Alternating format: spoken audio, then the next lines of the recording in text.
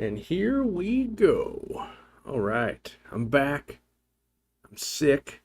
Mostly over being sick, but I'm salty because I'm drinking broth to hopefully keep the sinuses and throat down to a minimum here. You might be asking yourself, I've never seen that mug before. Okay, you're probably not asking yourself that because you probably don't watch what I use to drink out of very often, but yes, this is a cup that I'm testing. Even the mugs I test. We want to make sure they go through the uh, the broth process and the dishwasher and all that. And I don't know if this one's gonna make it. I really like it. I'm using it all the time, but the quality, there's some imperfections. So if they can get that perfect, maybe. If they can't get that perfect, well, no. So we're continually sourcing other mug brands as well. We demand perfection, which seems to be a rare thing these days. Do I have the Pacific Northwest smoke flu? Well, probably a little bit of it, but it's convention crud. As I've told you guys in the past, when I go to conventions and you shake the hands of like 10,000 people, we turn this AC off. You're gonna get sick. You're gonna pick something up, no matter how much hand sanitizer you use, no matter what you're doing. I did 3 events, so 3 different conventions in 7 days, 2 in Europe and 1 in Chicago at Aquashella.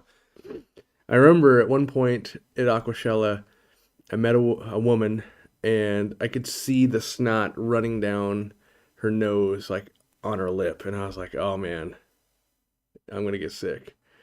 I don't know if it was that specific person, but, uh, so here I am back. And of course, the day I get back, which was Monday, got really sick. And now, I'm better. It's Saturday. I filmed yesterday, the day before.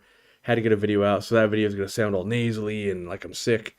Um, and it's the gift that keeps on giving. My wife started getting sick yesterday. And so now I've passed it along to the wife. And that's why I say that these conventions for any creator take an incredible toll on a business and their personal life and all of that. Because everyone's got obligations. Most people kind of get to go home and usually don't pick up convention crud because you're not shaking a million hands and that kind of stuff. But for the creator, a lot of times you go home, you got to spend a week being sick and working through it. And then you can get back to the work that, you missed. So right now I'm basically 3 weeks behind. I'll be like 4 by the time I'm really back to normal. So, but I really want to do a live stream because I've been missing it quite a bit. All right. So, what did I miss? What do I catch up on? Talking to people at Aquashella, the number one comment was, "I love your business talk." And what was very interesting was it wasn't only from the person that was a fan. That's what the other person would chime in. So if you went with a significant other, they'd be like, "Yeah, I don't care about fish at all, but that business stuff, I find it very interesting at work and that kind of stuff." So, uh, and I pulled you guys with it. So I'm not going to lean away from the business stuff, even though there's going to be the maybe loud minority of you guys like, I'm so tired of business. But I'm passionate about it. It's directly relation to everything I do in the hobby, and makes for me having a good time. So crunchy exoskeletons. I don't know what that's for, but I like it. Has everyone seen like the memes going around of I think it's Walmart or something like that has, what is it, octopus skeletons, and they don't have a skeleton, right? Hmm. What I think of Vivarium? Vivarium was cool. It was cool to see in a different uh, convention than what we do. It's interesting to see some stuff has been incorporated, like they had a glow room, kind of like Aquashella does. Um, it was a, I don't know if it was physically the space is bigger. It's cool because you had a lift that could lift cars up, right? And so when we set up our booth and everything, you drove the car to the booth, set it all up, and drove the car out. That doesn't happen at like Aquashellas and really any convention I've seen in America. So that made it really easy for setup and takedown, especially when you're talking aquariums and water and live animals and really, there was some real big forward thinking there. And that show is actually put on all by volunteers, which I found to be very cool. I didn't know that. And so they've been doing it for like 15 years, and whatever they make, it just gets split up. But it's not enough, right? So like people are dedicating massive amounts of time, and they might be like, hey, for the weekend, here's $500, and if you look at it from like, oh, I worked 3 days, made $500, maybe you're like, oh, that's cool, but really you probably worked like 4 months to make that happen. So very cool show. Will I go back? I hope so. It's kind of I'll do it differently. I won't do 3 shows in a week. Hopefully they won't land that close. Instead, it'll be like, hey, I'm going to go over to Europe for 2 or 3 weeks, film. A lot of people assume that the videos that were coming out while I was at Vivarium, that I had been there then. That was actually from the previous time, like 3 months ago. So it just kind of really sunk into people's head, like, oh, wow, you do travel a lot. Like, yeah, it's, you got to really be ahead of the schedule for these types of things. And, a video that I filmed today probably won't release for 4 or 5 weeks. Sometimes it's sooner, sometimes things are time sensitive and everything, but to make sure that everybody else that will work on these videos has a normal life as much as I can. Being that my life is so odd, I really fight for everybody else's life to not have to be that way. So I try to make sure that I'm not continually putting people under that pressure. I bought the Aquariumcoop root tabs. I have 8 10-gallon systems and a sump where all the tanks are connected. How many root tabs would I suggest per tank? Well, that's going to depend on the plant placement and what type of plants. If you have lots of heavy root feeders, lots. If it's not so much, maybe one every, like 4-inch block or so. But it depends on how well the roots are, expanding, right? And so, my opinion, you can't really use too many root tabs. That being said, I'm the guy that sells them. So, take that with a grain of salt. But in general, even when I didn't sell root tabs and I was a hobbyist, I never ran into problems using a quality root tab, not based on like Osmocote or ammonia. You could just load that thing up. And we've specifically developed ours that way to not be problematic if you do that. So you can use quite a few. And root tabs and root feeding plants, it's a very good way to go when you have a big setup like that connected to one sump. Root tabs are kind of magical, or root feeding plants are kind of magical in that you can put a whole lot of fertilizer for plants and not grow a ton of algae. And root tabs are the only, well, I shouldn't say the only, are the best way to do that. A lot of people like to start these tanks and use ADA aquasoil or fluval stratum or some really rich substrate, right? The problem is that's always helping grow algae too, where the root tabs, because they're under a cap of substrate, they're not free flowing in the water nearly as much. And so you're not fueling that algae. You're also not fueling stem plants, but liquid fertilizer can do that. And so, I really, this goes into something I was going to talk about today. I'm shocked that after, nearly 10 years of being in business, right? And it's not all been on YouTube, but the majority of it. 10 years in, I still am meeting people daily that can't grow plants. And this was a comment. I went to the warehouse to pick up stuff for the video I was going to shoot, right? And I was showing off plants because I thought they were looking really good and amazing, and they were. And, someone said, I've bought so many plants, and I just can't grow them. And what shocks me is, how can we still be at this point? Because the information is out there, at least with our videos, but I also realized there's so much other information out there. So as I kept asking this person questions, I made little videos on this Facebook comment.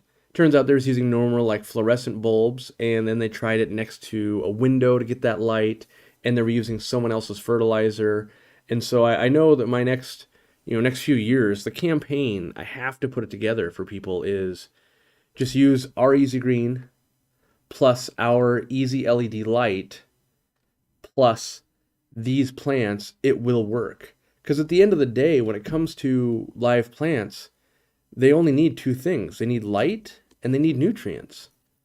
That's it. And so I think it's just, we need the recipe. I got to dial in the recipe for people. So even if I have all the ingredients to make a cake, if I don't know how to put it together, it's not going to taste right. And so I've thought of a whole video series I'm going to do, and I think people resonate with food from the ammonia videos and stuff like that I've done in the past. So I'm actually going to compare it to like baking a cake, something I'm terrible at and have done very few times, if ever. And I think it's going to help me bridge that gap because I'm pretty good with plants, right? Master aquatic horticulturist. I have warehouses and stores full of plants. I've been doing it for 15 plus years in a massive scale, right? But being able to make sure that that knowledge translates to someone who's brand new into the hobby and or is tried 3 or 4 times and hasn't gotten success because they did use, maybe a CChem product or another, an API leaf zone or something that, you feel like, well, I bought the right ingredients, but I didn't get the right result. And so that's what I want to fully flesh out. And one of the steps I took even last night, because it's really been actually weighing on me for the last few days of just like, how is this possible that in my mind, I've developed products, we've done so many articles, we've done so many videos, and yet here's someone engaged with Aquarium Co-op, still not, it would be like, I can't think of a cake, like recipe place, like, I was gonna say Hormel, but they do chili, I don't know, was it Gardelli? Don't they do chocolate? Let's say you've got that mix, and then you continually watch people like screw it up. Then, you just feel like, how did I make this product that most people can't bake, right? And so, so last night I actually reopened the old Aquarium group support Facebook group, and I've renamed it, and I'm treating it differently, and I'm going to approach it from a whole new line of thinking, and I'll get into that maybe later. But it's now, Aquarium Co-op, easy aquariums for beginners.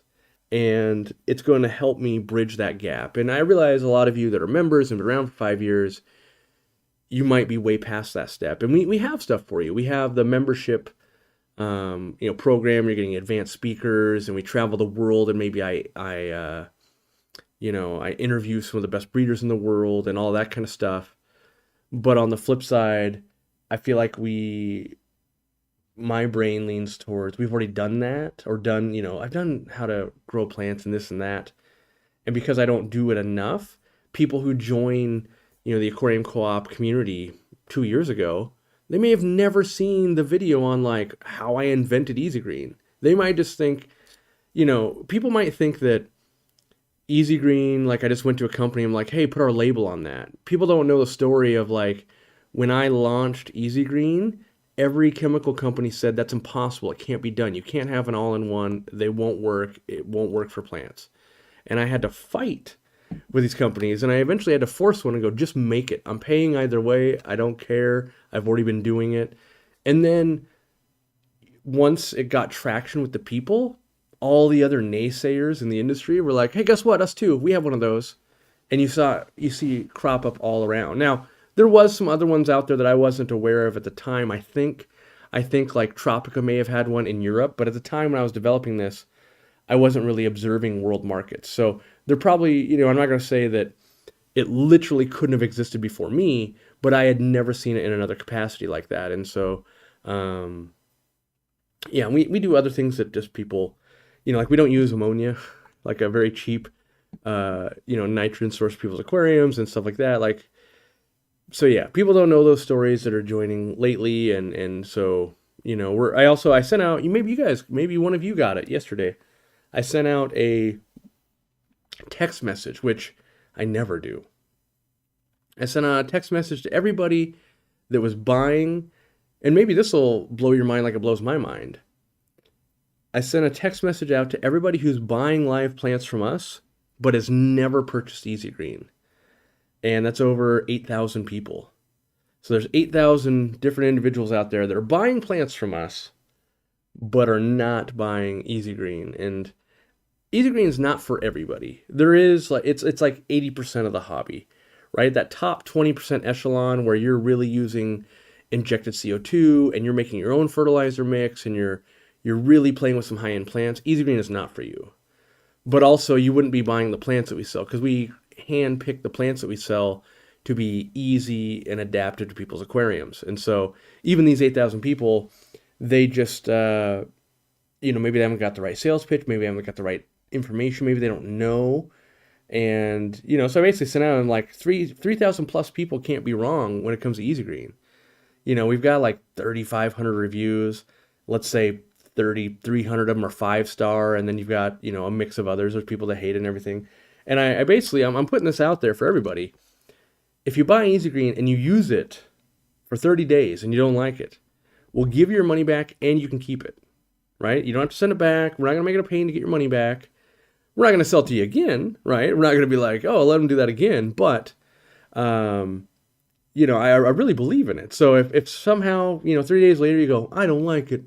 And maybe you are that top, aquascaper and all of that, and it's not really meant for you, but yeah, if you don't like it, I'll give you your money back. Because I really stand behind everything we do. But this one really, there's products that I can't stand behind because, the person that puts an air stone in their aquarium and then says, hey, it doesn't make air, right? That's an education problem, and that's not like a problem with the product. That's just an education thing. So, but yeah, I'm going to start doing that more and more, is really focus, kind of one product at a time and make sure that the people that would want to use it are getting that information. Why do I need Easy Green? Don't my fish produce a lot of fertilizers? Sure, yeah, they do, depending on what you're feeding them, right? And so, how much magnesium are you feeding your fish? And maybe it would be easier for me to do this, right? How much boron is in the food you're feeding, right? How much water-soluble iron is in the food you're feeding? And so it's very common for your fish to be creating some macro compounds like nitrogen, phosphates, right? A flake food's got a lot of phosphate in it normally, unless it's a saltwater flake food, in which they take that out because they don't want to grow the algae. But that's the thing, right? Is it takes it to a level like the extra potassium in here, for instance, right? It's meant to help with Java ferns and Anubias that are high potassium users. Now, maybe you've got Pacu, right? And you're feeding them tons of bananas. And you've got another tank and you water change that water into there and you're bringing all that potassium from their poop and everything over there. Great. Easy Green is terrible for you. You're the 1 out of a million person that's actually feeding Pacu nuts and fruits and things like that. And then you would be reusing that water to fuel plants or sump or refugium. But then there's like the vast majority of the hobby when I meet, 5,000 people in a weekend, that so many of you I met this weekend, it was different because you got in during COVID and you're going, well, I've got 2 tanks. I'm just starting this and that. And, the reality is you're probably not going to be able to feed enough food to keep your plants thriving. That's, even if it had everything you needed, a lot of food has to go in to match the plants. And people match food to fish, not to plants. And so if you have 10 fish today and you feed your fish and you get 1 unit of fertilizer for your plants, right? And all your plants are this tall. Well, in 3 months, you have 10 fish. You feed your fish, they make 1 unit of fertilizer. But all your plants are this big. So now they're all half starving, right? And so, yes, we could go down the rabbit hole and I could focus all of my marketing on trying to teach people what foods to put together to get the nutrients that their plants need in the ways they need them, and trying to feed a tank instead of feed the fish. But that is just more difficult than, hey, you buy this fertilizer and you buy our light and you use these settings on this plant and you'll highly likely have success. There's a million ways to accomplish. You could test all day long and go, hey, I'm deficient of this, and only dose that. And by all means, people are free to do that. But for me, I kind of look at it, there's plenty of people that will cook everything they're ever going to eat in life from scratch. And then there's the rest of the world that will take shortcuts, right? Like, oh yeah, I don't want to, I don't want to grow my own tomatoes and cut them up. So I'm going to use tomatoes from a can. Or I'm going to go buy tomatoes and stew them myself, which I would never do this because I'm not a cook. But that's the difference, right? We're making it easy and cutting out steps. So yeah. Is a 60-gallon tank a good size for my betta fish? Yeah. The only advice that I would give is don't fall into the trap of filtering for 60 gallons, right? So if you've got the 60-gallon tank, everyone's going to be like, hey, that's amazing for your betta, but then they kind of don't follow up. And what we've found is, oh, you put a canister filter on there. Oh, and you did this and that. The flow might be a tornado in there, and those long fins are struggling, right? And so you really want to be careful about the filtration, and maybe you've got to dial that back, or maybe choose sponge filter, something less aggressive for that betta.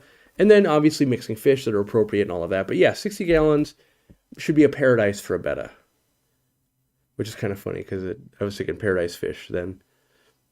Has the light released? No, it hasn't. It has not released yet. You're going to start seeing some videos with it in it.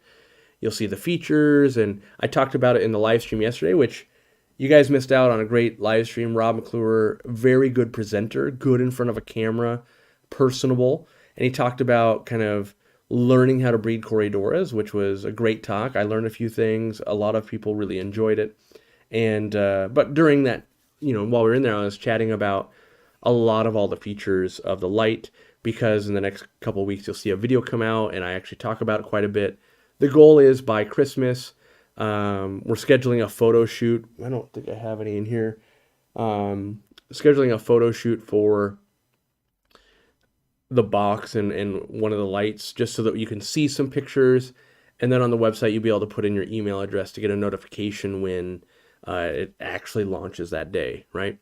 And so, yeah, we're pushing forward as fast as we can while making sure the utmost quality comes out. And I hope, and maybe I got to do a whole video on showing you the lights that we brought in a whole pallet of lights, and they're actually for sale at the retail store. So if you're a retail customer, you can go buy one on the super cheap. And they only come in 2-footers, but that was the first production run test of a previous manufacturer. We found a better manufacturer, completely scrapped over a year's worth of work, and started from scratch again to actually bring the best light to the market, in my opinion, for what I'm trying to do. So, yeah. People always talk about a tank dialed in. Are there any good apps or programs to help me with data besides my current method of using Excel? I don't think so, Samantha. A lot of fish keeping is a recipe, right? You do add a cup of this, or add 5 milliliters of this, change this much water, put this food in, right? Do these things. But really, when it comes to dialed in and everything, I think that's more cooking to taste, right? Because what is dialed in? Do you like this plant more than this plant? Do you like your fish to be, getting more fat and breeding more often? Do you like it so you never see any algae? And so everyone's raising their hand for different things, right? Yeah, I hate algae. And in my fish room right now, I'm intentionally growing algae so that I can import the things I want to import, right? And so that's that whole, dialed in for what? And I don't think there's any app that will do that. I think we could maybe develop one, which someone had told me, and I agree with them, our light won't have an app. And their response was, oh, thank you. I'm so tired of installing more apps for more devices on my phone, and ours won't have one.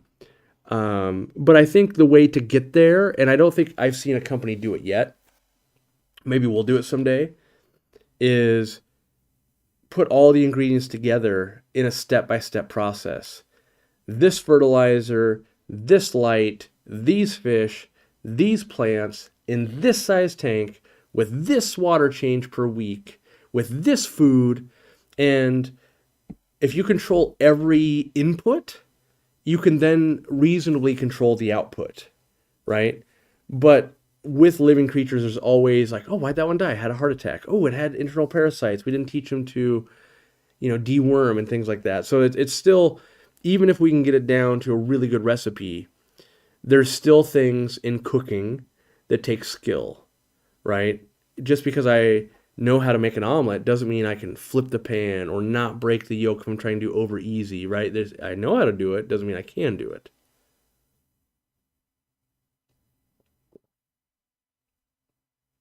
Oh, I don't know if I showed the other side, but the other side has our logo. I just got a banana plant for your store and it looks kind of sad. Any advice on how to perk it up? I would just say let it sit on top of the substrate. Eventually it's going to grow roots down, but for now, make sure you got a little bit of liquid fertilizer in the water and it's getting some decent light. All you can do is wait. Once those tap roots, as they're called, get into the gravel, it's going to start soaking up nutrients. All the bananas you see are actually nutrients stored up to help grow the new leaves. So, yeah, make sure fish aren't eating on it. You'll probably do all right. In Australia, can't get Easy Green. Does it contain macro and micros? Is it for lean dosing or EI dosing? So it does have macro and micro. It's kind of, it's not an EI dose. So an EI stands for estimate of index, and that's typically where you would flood the aquarium with nutrients.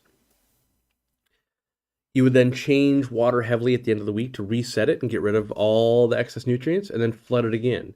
And the goal would be the aquarium doesn't run out of nutrients.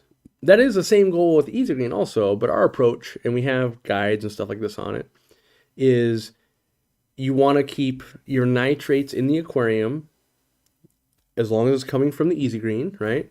So most of the nitrates are coming from the Easy Green, and this is just one of the tests, between 20 and 40 parts per million.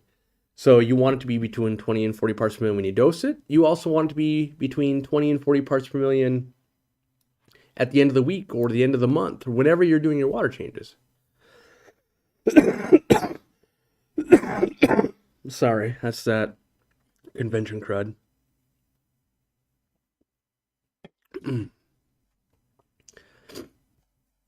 Nice. Jason Livingston of Custom Fabrication donated 20 subs. Thank you, buddy.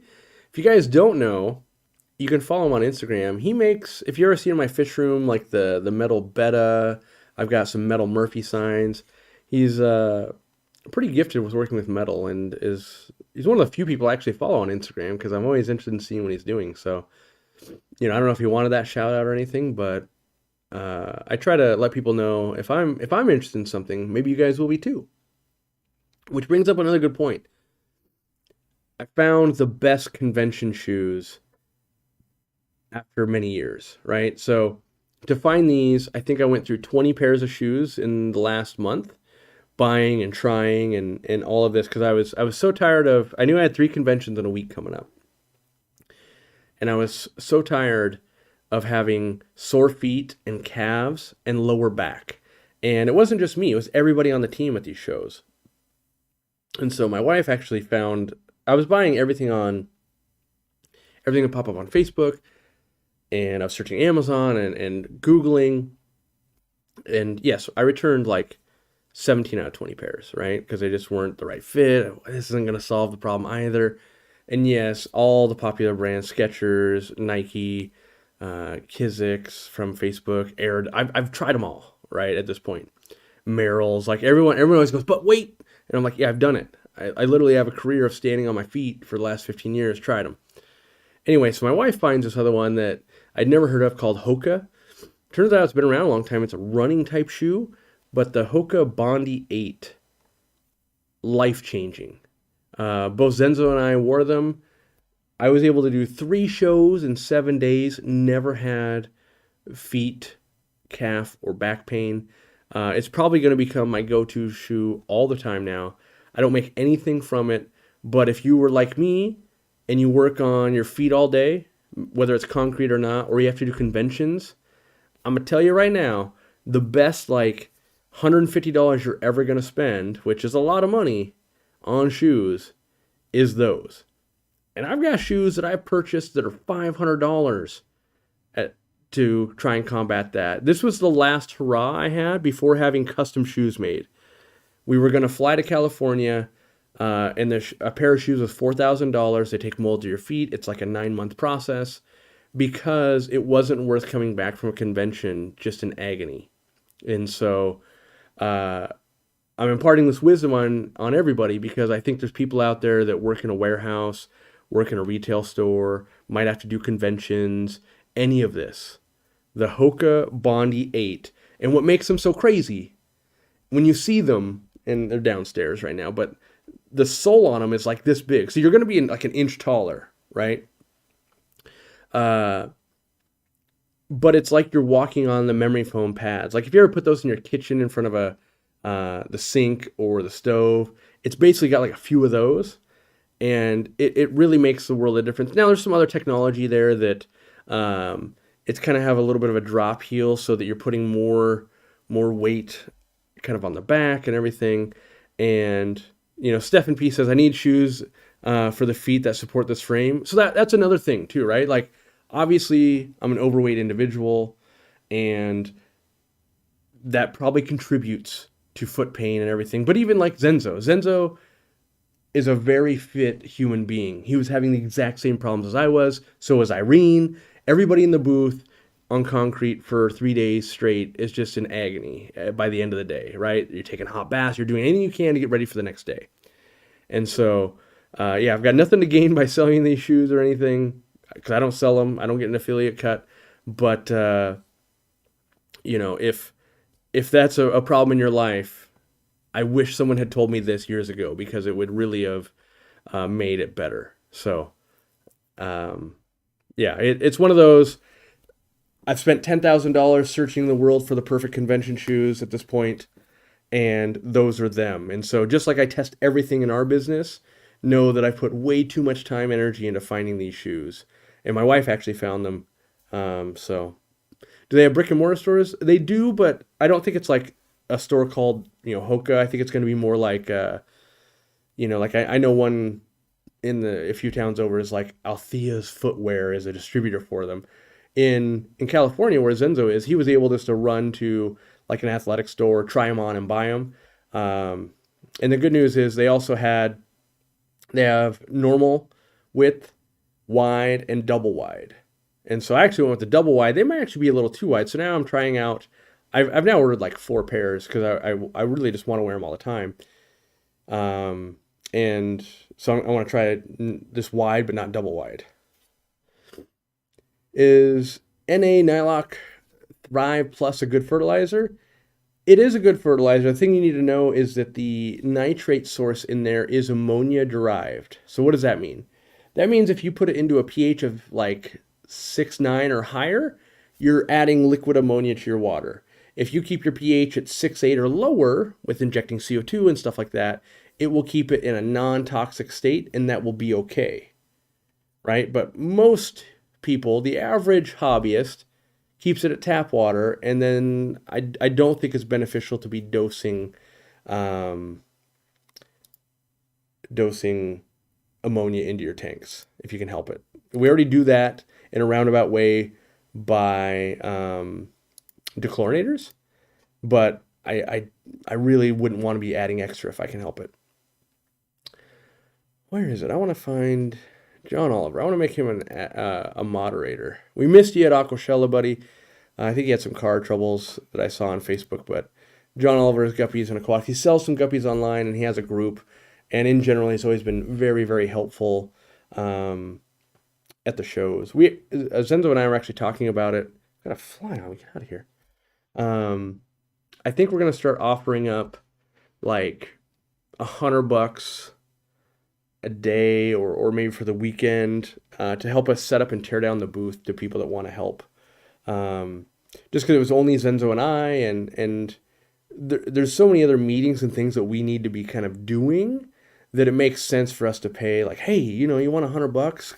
It'll pay, like if you had to pay $35 to get in, and it'll pay some of your hotel fee and all of that. And we really only need kind of help on the setup and the teardown. But I think we're gonna start doing that as long as I can get the accountants on board with it and not make it like this huge, like you gotta sign all this paperwork and do all these things at $100 per event. I think it's, that's kind of like pocket money, and it doesn't have to have 1099s and all that. So,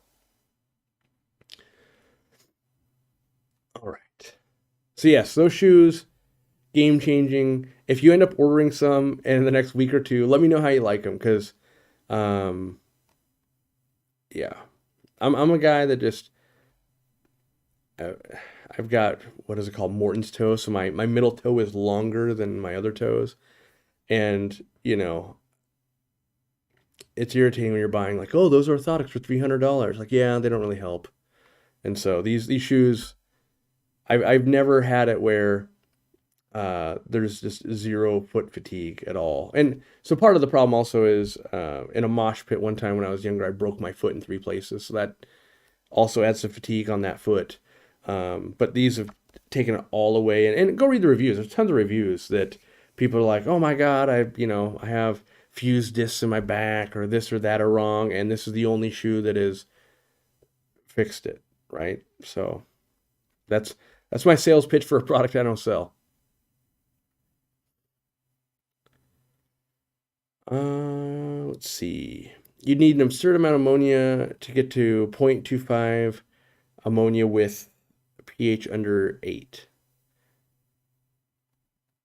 Yeah, you'd underestimate how, like, I think a lot of people don't realize the public is the public.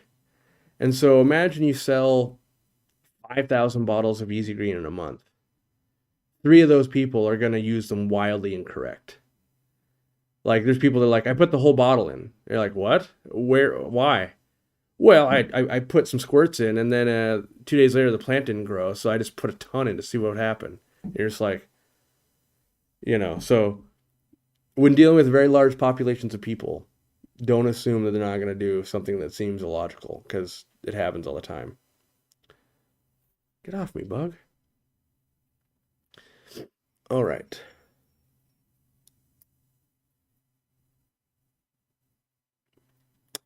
Hoka's and Brooks are my go-to shoes. I've had Brooks before. Can always get them at running stores. Fun to talk shoes and fish all in one conversation. Yeah, there's a lot of people that show up to like Aquashell and stuff. They're kind of sneakerheads. I'm not. I just whatever. Optimally for me, whatever is cheapest, it lasts a long time, and feels great on my feet. That's really all I care about. When did I get braces? I think it's like 9 months ago, 10 months ago, something like that.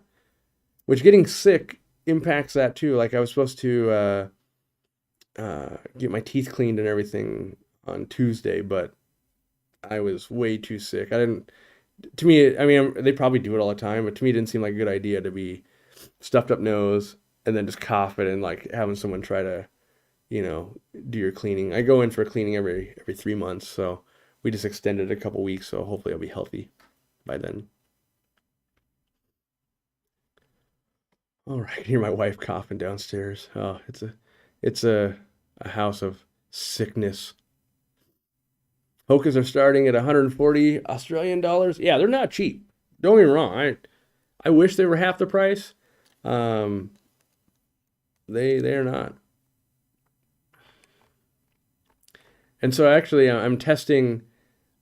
I ordered some shoes for Robert at the warehouse, and they're slip resistant versions of the Bondi 8s of Hoka.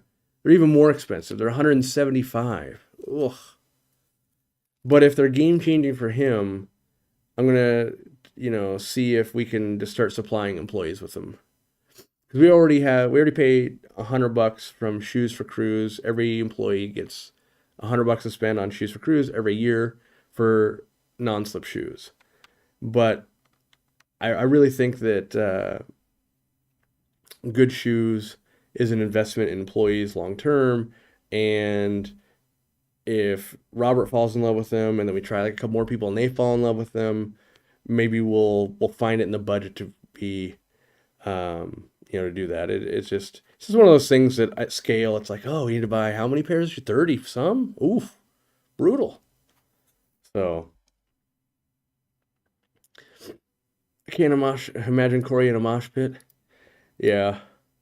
I tried to get tickets to Blink 182 because they just were going back on tour, but it was such a price gouging in Seattle that it was embarrassing. And I was just like, yeah, not worth this. This is not for me. How are the doggies? Dogs are doing good, I think, anyway. eating bones like they're going out of style. And yeah, just been they miss me, so they've been sleeping with me a lot, which is good. Don't put live animals in a microwave warning. Yep.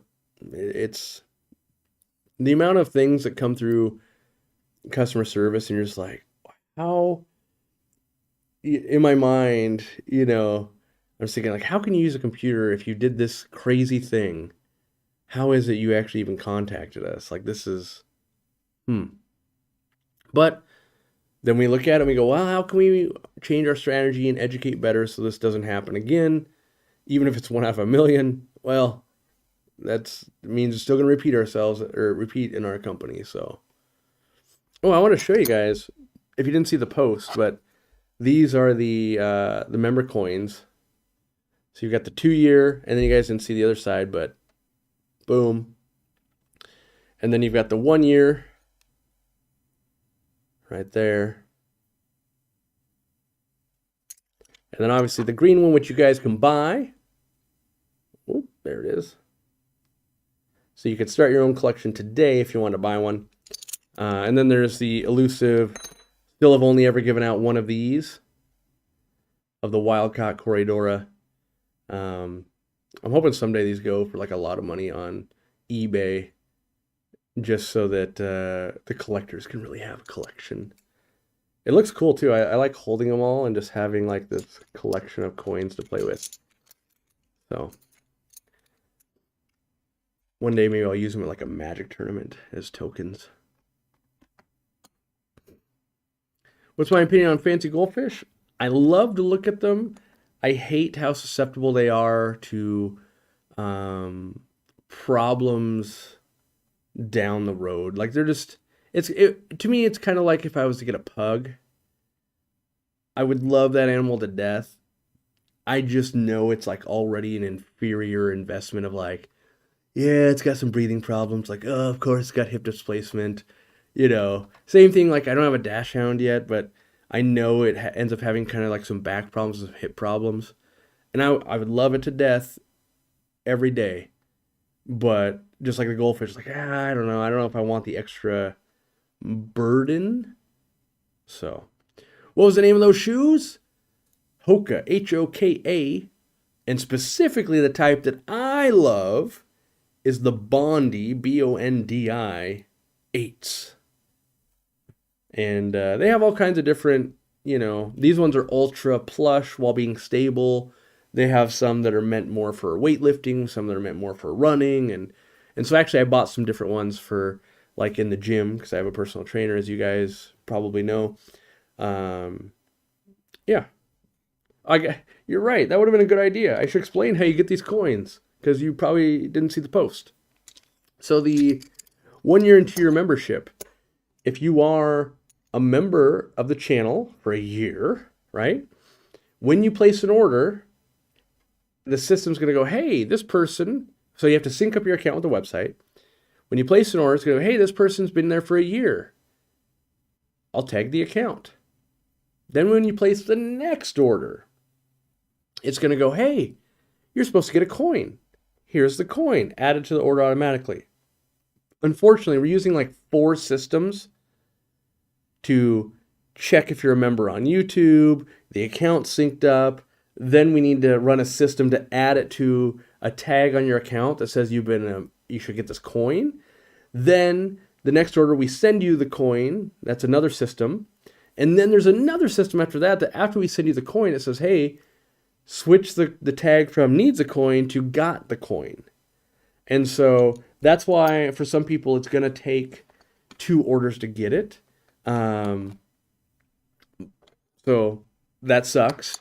But there's no other way to really do this. If you ordered from us in the last 60 days, I paid money to those apps to run the scripts a bunch.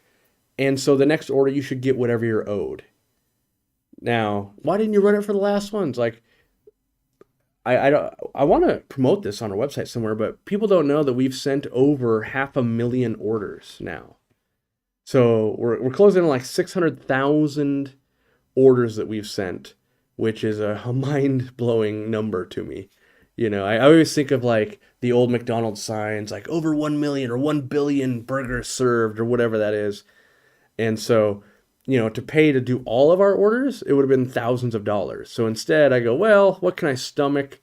Because again, this is all free. You don't pay for these. These just get added on for free, and each one costs us a few dollars to have made. But my thought is, you guys have been a member for, for a year. You're kicking in $5. We get like, I don't know, 40 of that.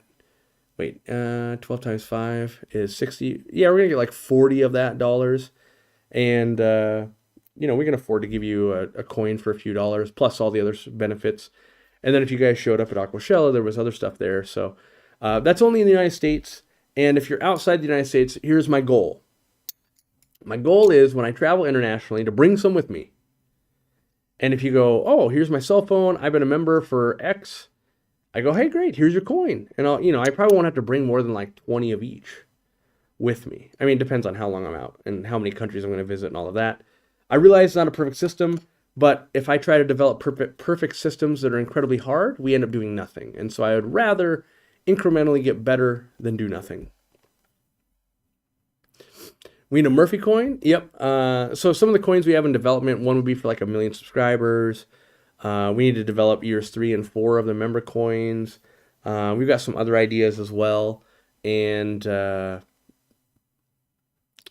yeah. So, and keep in mind, the problem is like each coin that we want to do, like you won't realize like, oh, you spent $4,000 to make coins. Like they won't just make 10. I have to do like a whole print run. And so it's costly when you're like, well, let's do years 3 and 4. Like, oh, it's like another 10 grand. Like, oh, right. It's just for something that you're giving away, and that like I think we only have people that are over 4 years. There's like 50 of you guys, right? But I can't just buy 50. So yeah, we're working slowly. The light to I was telling people yesterday, the light launch basically has us tapped out. It's hundreds of thousands of dollars to do this, and so one, we need it to work, but then two, it's cash strapping us for lots of other things we would like to be doing. So once that coin's out, or not coin, light's out, and it's doing well, it's in the retail stores, and we get the next order in. That's always the hardest part, right? Because you get a big order, you're selling like half of it, and you have to re-up, right? And so let's say we order $100,000 worth of lights. We sell $50,000 worth. We have to order another $100,000. Now we have $150,000 in lights, which that's a lot of lights. You got to store them.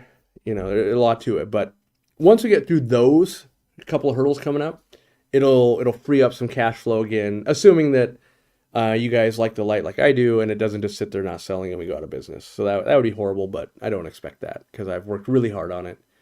And, there's going to be some choice. You're like, why would you do that? I'll be able to defend it because I really sat a lot of sleepless nights really thinking, how do I make the best thing? Corey, did you stop shipping to Canada? Yes, we did. I mentioned that in a live stream before I left, and we sent an email out to everybody that had ordered from us internationally. Basically, the partners we were using to do it, there was way too many lost packages and problems, and we're back at the drawing board going, well, okay, a lot of times that's what happens in business. You launch something, and you can't know what you don't know until you do it, and then you go, okay, we have problems A, B, C, these are how problematic they are. What do we need to solve to really make this work? And so we had to step back and go, okay, well, if we can't solve A and B, or 2 out of these 3 problems, this just can't work. And so every day we were doing international shipping, we were actually just losing money. And it's, we do a lot of things to lose money, give away stuff, all that kind of stuff, but it didn't make sense for the amount of disruption it was causing in the business, in the warehouse, and in the website design, and all of that. And then overall, the customers just weren't getting a good experience.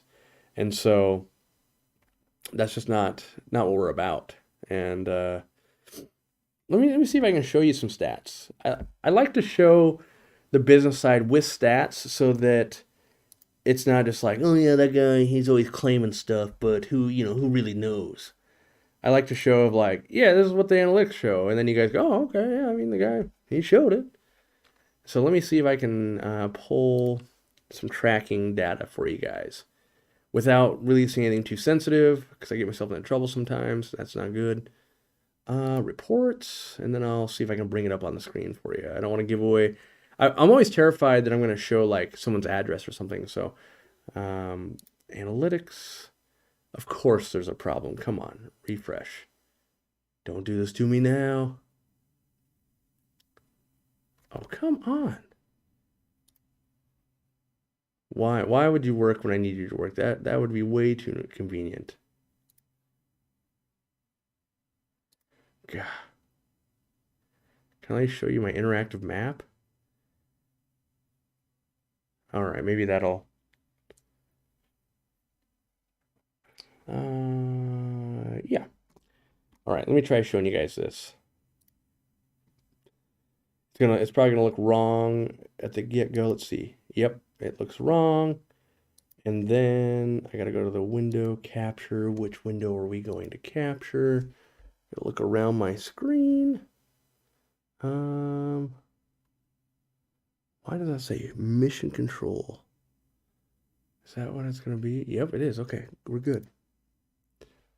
All right. So as you can see on the screen now, oh, I just ruined it. Hold on, I'm ruining everything. Let me go to like, there, that'll have to do.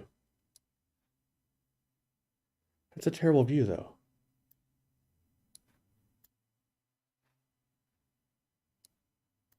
Hold on.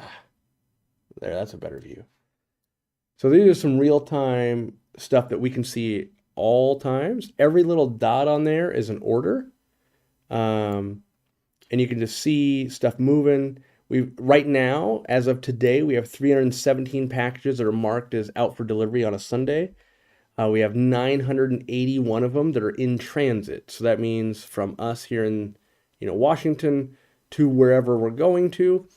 And you can see in the last 90 days, 3.1 days on average. So even if you live in Florida, where Sarah lives, or Chattanooga Ed in Tennessee, on average 3.1 days. Now that's an average, right? So if you live in Washington, like, oh, it takes like a day, right? But if the other page would load, I could show you all the data for when we were shipping. Like, here's kind of an interesting thing, right? So you see a lot of these hot spots in the United States, and then even in other countries. But that was also part of the problem, is like, oh, Canada didn't order that much, and then some of the other countries we were shipping to as well, Australia and New Zealand, right? But yeah, so we can have real-time analytics, and it really is cool because it lets us know. It also, so the thing that was on their exceptions, when things are, there's something going wrong, it'll let us know, and we can start tracking that down a little bit. So, yeah. I have 3-week-old Cory fry. What should I feed him? If you could hatch out some live baby brine, that'd be great. If you had access to like microworms, you could dabble in a little bit of that, but don't solely feed that.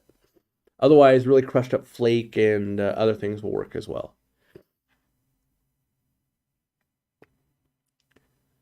Let's see here. What was the overall feedback regarding your ask on the business content? Yeah, so we did the poll, and that was after the in-person kind of meeting and greeting and everybody. The overall feedback was, of the people that answered the poll, which are going to be the most engaged people, that yes, they do enjoy seeing the business aspects of it. Now, I think I know enough to know that if I only ever talk about business and that's all I do, that's not going to work either. But I think mixing the right amount of answering fish questions and, arriving at how did you choose you know, how did you choose to make ammonia test strips in a 25 count? Like, well, we're in a recession and we're gonna keep in that mode, and people's incomes will be more constrained. And instead of buying 100 ammonia test strips at a time, maybe they only want to buy 25 at a lower price point, right?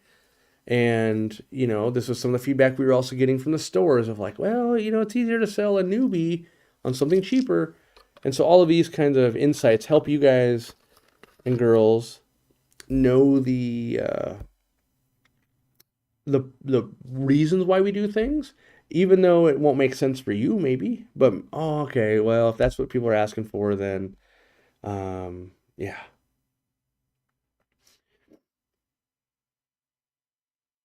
All right. They earned a lot of my business because their products is what they state it is. Everything I've ordered from them is at or above expectations. I don't know if that's directed towards us. I hope so. Could be competitor as well, I suppose. Just went to Catfish Convention 2022 last weekend. Their last one for the foreseeable future. It was bittersweet. Club is feeling very sentimental.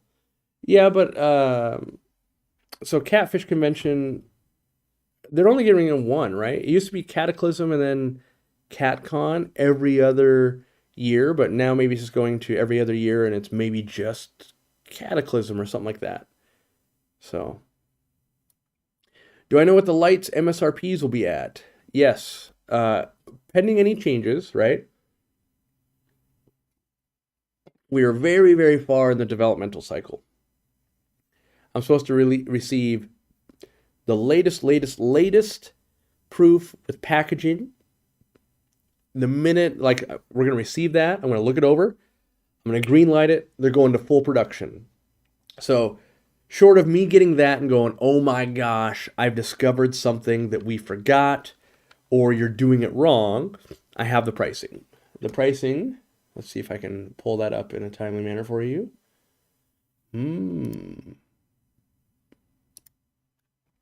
I know the 4-footer, find it here. I believe we set it $149.99, which prices don't really mean anything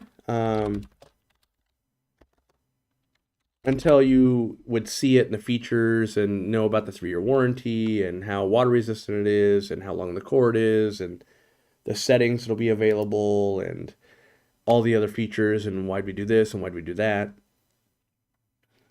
But yes, so the 12-inch we have slated at $59.99 right now. The 20-inch at $99.99. The 24-inch at $109.99. The 30-inch at $129.99. The 36-inch at $139.99. And the 48-inch at $149.99. There's also going to be a 16-inch, but we are not launching that in the initial run because we just ran out of money. So we're launching 6 sizes at the initial get-go, with there being 7 long-term. That's the plan. Was sourcing a quality light power supply easy enough? Well, we did switch power supplies a few times because we were measuring heat, and we kept making the light stronger because my goal was for it to beat all the lights that we carry right now in terms of the amount of light it could make for a cheaper price. And yeah, and so the ballast that I think we're using right now, I believe, is UL rated, which is good. The light itself will not be UL rated because the process for that is insane. So we're not going to go down that road. But yeah, it's good. I like it. I don't know if you talk about fish anymore. I certainly do. I really love to know more about the kissing gourami fish. Yeah, they're usually a pink colored is what you'll see them. You can also see them in kind of a gray color. And they're not actually a gourami, they're a cichlid. And the kissing motion, right? That's actually how cichlids will spar. They'll try and lip lock, right? And then in the worst possible extreme cases that you rarely would ever see, you could actually have lips or part of the face torn off from that. But that kissing motion all the time, it's actually an aggression thing. So they're a fairly aggressive species. They actually get pretty large, but they're easy to fall in love with, and families love them because, oh, look, it's the kissy fish, right? And not hard to take care of, though. But do know that that cute little thing you bought for $6 becomes a much larger pet. So just know that. All right. What light size would be used for a 10-gallon? So your options would be at the initial launch, the 20-inch. But when we re-up on order number 2, most likely, the 16-inch will come out. And that 16-inch, all of our lights are made to go up another size. So I don't know if you've run into my frustrations that I've run into, but let's say you had like let's say you had a 24-inch light, right? And you want to put it on a 30-gallon tank that's 30 inches. You extend the legs and you're like, oh, it only goes to like 29 or 28 inches. Well, ours will fit that 30-inch. And the 3-footer will fit a 4-foot light, right? And the 16-inch will fit a 20-inch tank. And the 20-inch light, so I got my first aquarium, it's a 10-gallon, I love it, I bought this expensive light, all of these things. Turns out I'm now in the hobby for over a year, I want to upgrade, right? So you got this 20-inch light. You now go to a 30-gallon tank. Wait, let me think. 20-inch light? No, you can go to a 20 high, and it'll fit it. So it adds just a little bit of adaptability to each light, right? You obviously can't make a 12-inch light extend to 4 feet. It can't hide it'd be wobbly and all of those types of things as well. So, we just optimized where we could.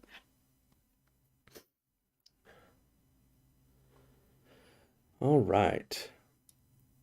If I only had 2 10-gallons to play with, what would you do to get the most enjoyment out of the 2 tanks with fish and plant-wise? So for one would be a crypt garden, which I actually just set that tank up in my own fish room as a 40 breeder. And I would do cherry shrimp, and I would just enjoy that for a long, long time. And then I would probably go, well, I need a fish, right? I need a fish. And then maybe I'd get like 1 honey gourami for that thing. And then the other tank, I would probably get, what would I do? I would probably make a Nano community tank with either chili rasboras, well, not either, probably some chili rasboras, some celestial pearl danios, some clown killies, and one of the pygmy corridora species. All right, I'm starting to sweat too much up in here. It's 78 degrees. When is the Pacific Northwest going to cool down? This is ridiculous. AC turned on the middle of October. I never experienced this in my life. All right. And I got a fly in here. These flies shouldn't even exist. It should be too cold.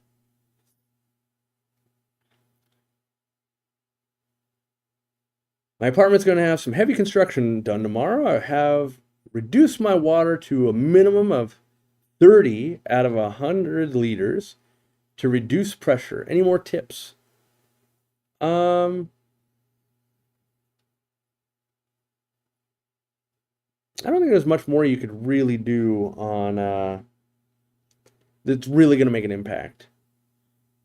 I think that's all you can do. I got 3 German blue rams from Aquahuna, which, by the way, if you use our code of Aquariumcoop, you save 5% when you check out. We also get a cut. We order fish from them and sell them in our retail store. That only works for outside of Washington State, by the way. 3 German blue rams from Aquahuna. They spawned like 5 times, but always eat them. What should I do? Get them to spawn on something. So like a pisto cave, they can spawn on that sometimes. A little saucer, a flat round rock, any of those. And then once they spawn, you can remove that and hatch them artificially. That's what I would try. Or you could leave them in that tank and remove the adults, but just move the eggs. Now you know what it's like living in Texas. Yeah, that's why I don't live in Texas. I like to have seasons. To be fair, this room would have actual AC and air control instead of this portable AC unit and stuff if I was in Texas. Texas is too hot. I think when we did Aqua Shell there, wasn't it like 109? No. Will the brackets allow for mounting inside the light? The light like the Phoenix for multi-brace tanks. Will the bracket allow for mounting inside the light?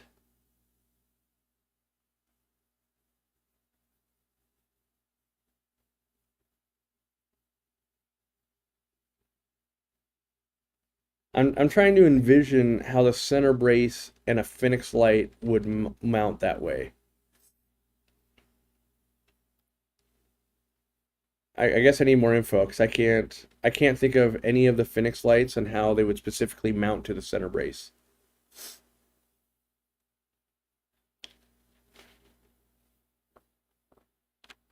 All right.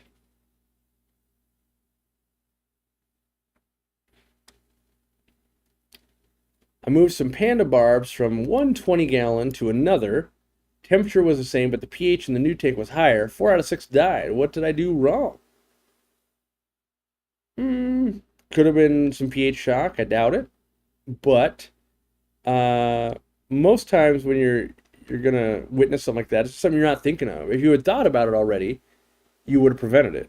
So it could have been like, oh, I didn't realize tank wasn't cycled. I had an ammonia spike, or oh, I didn't realize a piece of equipment had stray current in there, or I didn't realize, so that's the hardest thing is like, what went wrong of the things that I didn't realize, and then it's very hard to go back in time, right? So we have that happen all the time at the store where like, oh, on the weekend, all my fish died. And then they'll roll in on like a Thursday afternoon with a water sample, and you're like, yeah, I don't know, it's been 4.5 days, and it looks fine, but without trying to diagnose much earlier, we are unlikely to find the culprit. It doesn't sound like disease or something though, so I guess I can limit, probably rule most of that out. Will the brackets allow for undersized mounting using 236 inches on the 125? The braces are thirds. Sorry about the confusion. I see what you're saying. No, they won't allow for that. So a 125 with the two braces being 1/3, you could do 3 2-foot lights and it would line up, but no, not in the way where you're thinking about sliding it down to halfway. I also don't like that with the Phoenix lights because then you're top heavy-ish. Also, our brackets, we want it as close as possible. Like with a Phoenix bracket that lifts it up 2 inches, you lose 25% of the lighting just from using that bracket, which people that own a par meter don't know that. So we want, also I don't like it, because I designed this light for me, I don't like it when you're looking at a tank and the light's hitting you in the eyes. I want it to be as flush as possible, so I'm not getting that. I want to focus on what's in the tank, not what's above the tank.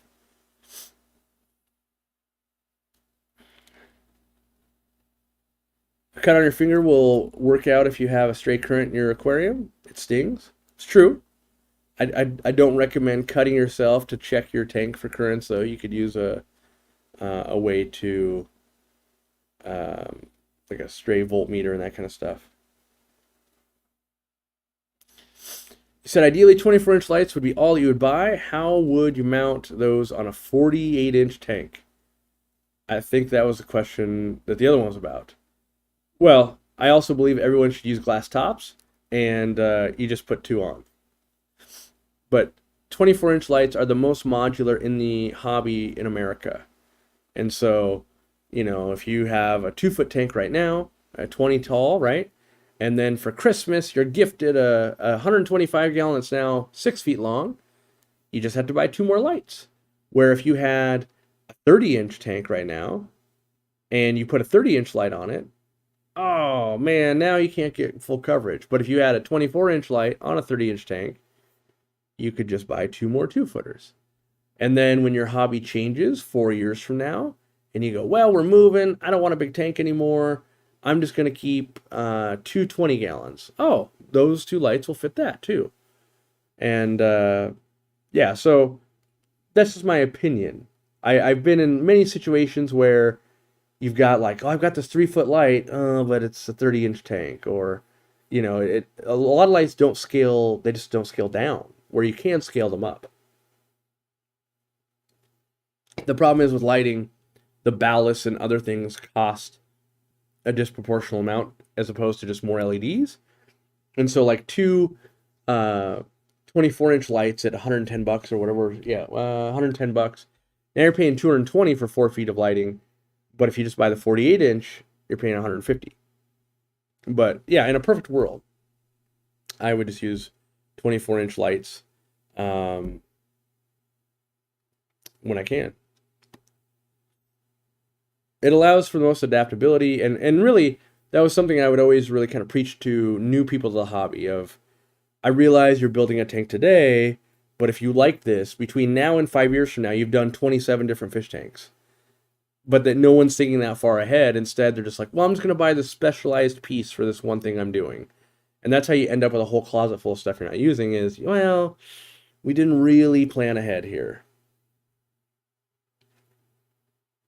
And that's where you also find, kits that come with inappropriate lighting, like at the chain stores, you'll get a 75-gallon tank with a 36-inch light. Marineland was doing that for a long time, and it was so abysmal. It was setting people up for failure. It kept the price down, but it was setting people up for failure. And I think companies would make way more money if they got people addicted to the hobby, as opposed to they bought it, they tried plants, it died, they tried plants again, it died, tried some glowfish, they didn't look that good, tried this, tried that, got out. I found a ton of scuds in my... Oof. Is that the prompt for a horror story? Is that how that goes? New coins look awesome. Is there a way to check how long you've been a member? Yeah, so it looks like you've been a member for about 5 months because your little, or maybe 6 months, your little graphic shows that. But you can click on the See Perks thing on YouTube, and it should open it up and tell you.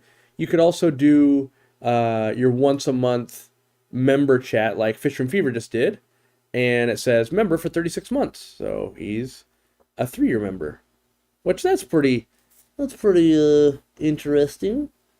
How does he have the 2-year emoji, but he's been a member for 36 months? YouTube, something's wrong. Just use the savings on the 4-foot light to buy a 4-foot tank. True, except if you've been doing it as long as I have, you know that bigger's not always better. What if you're trying to breed something? Bigger tanks typically just slow you down. Like, if you've truly bred a lot of fish and you're trying to catch them and deliver them to the store, you'll curse the big tanks. Because in a 20-gallon, oh, I need 40 of those, you can be done in 11 minutes. You put that thing in a 75-gallon, now it's 45 minutes to catch out 40 of them. And when you're filling a list, right? Same reason we use small tanks in the quarantine room at the store and stuff is the bigger they get, the less efficient you'll get, and time is money when you're breeding fish and all of that. So it's not always bigger's better. For home hobbyists, a lot of times it is. As someone who has a closet full of trash things, and I haven't used it in months and years, I can attest to this. Yep. I try to always tell people, I'm speaking from experience here. We had, my first tank in my bedroom. Next to it, we had a hallway closet, and everything I would not use, I would stack into there. So, it started out with, I want a canister filter, and that was fine. And then I was like, oh, I got a lot of fish. I better get more filtration. More is better. So you get like a bio wheel filter. I hung that on there. I didn't really like that, so I take that off. That goes in the closet. You buy an AquaClear filter to replace that one. And well, I bought the one rated for a 50-gallon because I had a 65. And then I decided, well, I want even more, so I'm going to buy a 110. So now that 50 goes in the closet at the bottom. And then you go, well, I kind of want to try out this power head. You remember the power heads that there was a sweep? I think they maybe Zoom had make them with a sweep function. So I install that, and that's doing its thing, and then it killed a clown loach because it got stuck in it. So then that went into the bottom of the closet, and then I want to try breeding, so I put some pots in there. Then it looked terrible, and they weren't using it to breed anyway, so that goes in the closet. And pretty soon you've just got a mess of chemicals and food and equipment that has value. You spent good money, and maybe you'll use it in the future, but you usually stop using those things because you don't like them. And so I've learned over the years that I'm better off giving it to somebody else and letting them use it than letting it just sit and be crappy, jamming up my life because I already know I didn't like it. So that's just my move. I get rid of it. If you can get 20 bucks out of that filter you paid 50 bucks for, I'll take that all day, knowing that I already proved I didn't like it. Worst thing of my hobby was getting a cat. Chewed airline tubing, power strips mounted to the wall were getting ripped off, and the filters were unplugged. That's no good.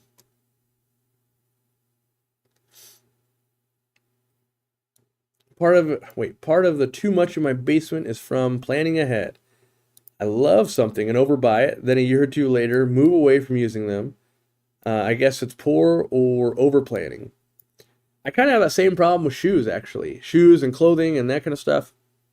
I find what I like, and then I buy a ton of it because I keep getting burned in my life. Like my favorite sweatpants from Costco, like I bought, I think originally 4 pairs at 15 bucks a piece. And here we are, a pandemic later, and they're starting to get holes in them. I love them for being on the airplane and just lounging around, and I can't buy them anymore.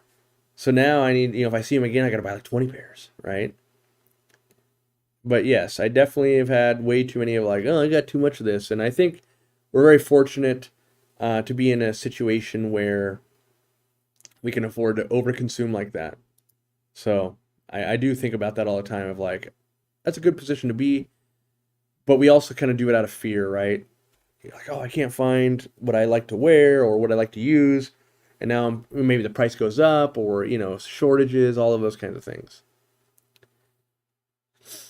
Any thoughts on how I can incorporate your sponge filters with the up tube on an undergravel filter?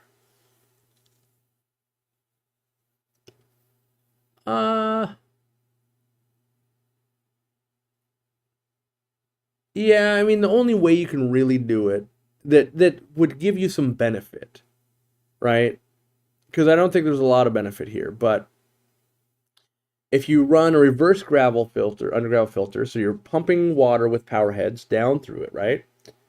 On the intake of the power head, you can run either our sponge filter or I would recommend a pre-filter sponge. Run that on there. That'll provide you some decent benefit. But probably you don't need to do any of that. Underground filters are kind of just amazing. So I'm a big proponent. When you need something, I'm going to tell you to buy it. When I feel like, you're probably just adding more complication in your life, you don't need it, I'm also going to tell you like, don't buy our crap. And I feel like you don't need that. I feel like, it would do it, but you don't need that.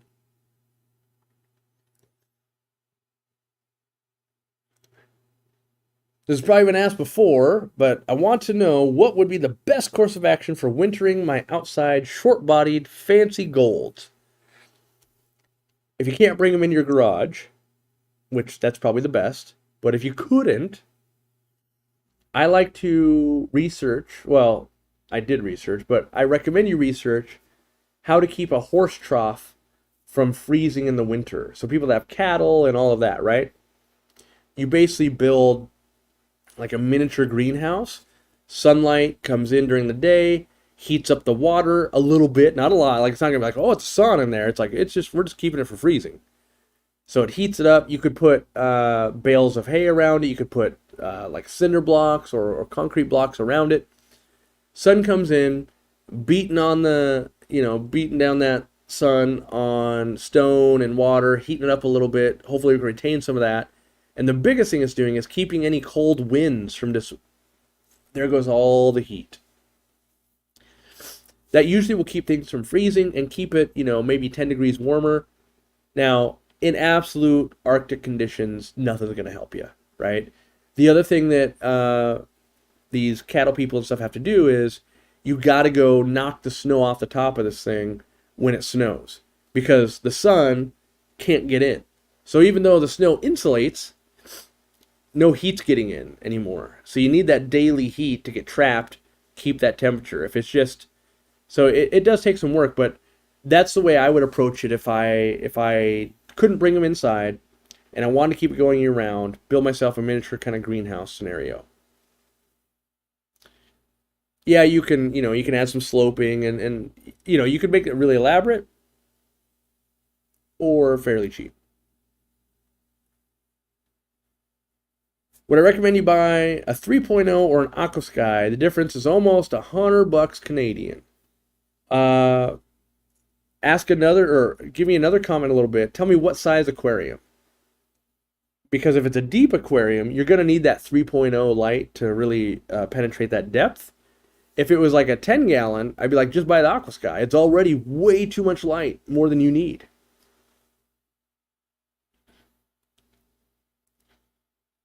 Let's see here. Tractor Supply has trough heaters. You just have to put a screen or something around it to keep the fish away. Yeah, I mean, it costs a lot of money to do that. Solar energy is kind of free. And sometimes also you don't necessarily have power out there, right? And you need to make sure you got waterproof outlets and a few other things. So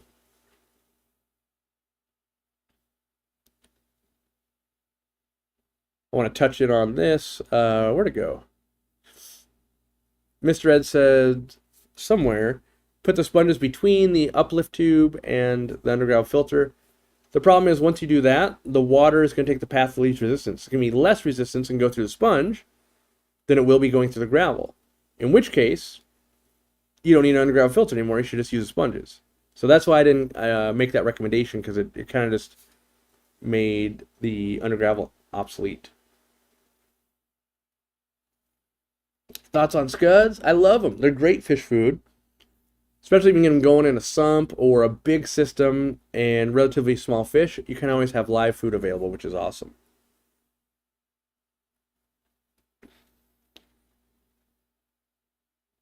Suggestions for a dedicated clown killie setup, hoping to breed in a 5-gallon portrait. Yeah, just run some like some floating plants with some roots or guppy grass, something like that. Feed them, and we'll make more. They'll colony breed, so not too difficult. They just need. So what usually happens in my experience, adults won't eat tiny fry, but juveniles will eat tiny fry. Somehow the adults, maybe they know, I'm like, hey, I'm just used to eating fish food, and I know not to eat my own babies. But the juveniles, maybe they're always hungry, and they're willing to eat their own fry. Or not their own fry, but their brothers and sisters that are smaller. I'm building a geodome greenhouse for exactly this. That sounds fun. Someday I want to, if you guys watch some of the super old videos, when I built that solar hot air collector, that was kind of an awesome thing. I would love to do that on a bigger scale for some greenhouses and fish rooms, because I really learned a lot, and I only built it because I was poor. I only built an 8-foot by 2-foot thing of it, and it still cranked out. The crazy part was the way I did it. I sucked air out of the fish room, and it was going in at like 75 degrees, and it would whip out the other side fairly quickly, I might add, at like 140 degrees. It was nutty. It would literally like double the temperature. The problem was I wasn't moving enough air, and it wasn't a big enough thing to really make a big difference. But the fact that I could capture all that sunlight into the black box and use, I think I used screen to do it, and blow the air through it. It might have been like 15 watts of energy. I was getting way more heat than 15 watts, but it just wasn't even close to enough for that size of a building. But it proved the concept, and it was very fun to learn, and I really enjoyed it. So if you get a chance to play with that stuff, it's very, very cool, I think. or very hot, I should say. My cheap Amazon light was great until about 5 minutes ago when it stopped working at 3 months old. Looking forward to a trustworthy one. That's my biggest complaint. Like, honestly, you've got like the Night Crew and the Higer lights and all those cheap lights. They all work until they don't. And the problem, I think, is this, is that you kind of get an unreliable product, and the warranty is only basically 30 days. And so, like, after 30 days, like, oh, you just made some more landfill, waste. That being said, everyone's got a different, I'm going to call it budget. You'll meet someone who will fight you to the death going, top ramen plus an egg plus a little bit of veggies. I can't believe people spend $8 a meal. Crazy, right? But then you'll meet people that spend $50 or $100 a meal and they're eating at a high-end steak restaurant every day. We're all on a spectrum somewhere, right? And typically, the more money you have access to, the more your time is worth. And so when it comes to something like a cheap Amazon light, for me, I can't have it fail. I can't have it start a fire. I can't have it electrocute fish when it falls in. I can't have it do these things because the downside outweighs it. And so for me, that means I need to invest in a better light. And, you might have a cat, right? Oh, a cat knocks the light in. It's killing a light once every 8 months. I'm going broke. Make sure you get one that's highly water resistant. But you might go, well, I've got a fish room and I need 272 different lights and I'm only buying $20 lights and I'm just going to deal with what I'm going to deal with. Right? And then you might have like a master breeder Dean, where he's going to breed the fish, and each time, and he did this for a long time, every time he bring in a big pile of fish to me, he would take it out in high-end lights. And then eventually his whole fish room was done in that. And now he doesn't have to worry about it. Or maybe you're like me. I want to try all that track lighting in the fish room. They're all burning out in year 2 now. Not all, but I think I've had to replace like 7 of them so far, and those things were like $20 a piece. And so while it saved money initially, I had less light, and they're burning out now. And so now I'm going to be replacing them all with my own light. But if I hadn't have done that, I would replace it with someone else's light that was water resistant and all that. So it's always a hard thing to market, because I could have made the $30 Amazon light that, and in some ways it's better for business for me to do that. Oh, you dropped it and it broke? Oh, gotta buy another one. Oh, your cat knocked it in? Gotta buy another one. You used it for more than 6 months? Gotta buy another one. Right? That's good for me, but not good for the hobby or the environment. And I still don't understand, to this day, I gotta look that up. I'm looking it up. We're going for it. Does Phoenix Lights still only have a 6-month warranty, or have they made it better yet? I remember just yelling at that company for so many years. Like, how can you only warranty a product that's a couple $100 for 6 months? And then I remember him telling me, like, oh, well, as a store, you make more money when they have to buy replacement ballasts and stuff. Like, oh, yeah? Let's see. Man, I'm gonna share a screen with you because I'm here. We'll learn together. And I sell Phoenix Lights, by the way, so I want to be clear about this. I only sell the Stingray because those things are bulletproof. They were actually going to discontinue Stingrays, and they made the Stingray 2. The only reason it's still around is because we sell it. So it's probably going to go away because we're going to stop selling it when we launch our light. But I mean, I shouldn't say the only reason, but they literally asked us, they're like, look, we're launching the Stingray 2, and I go, I ain't selling it.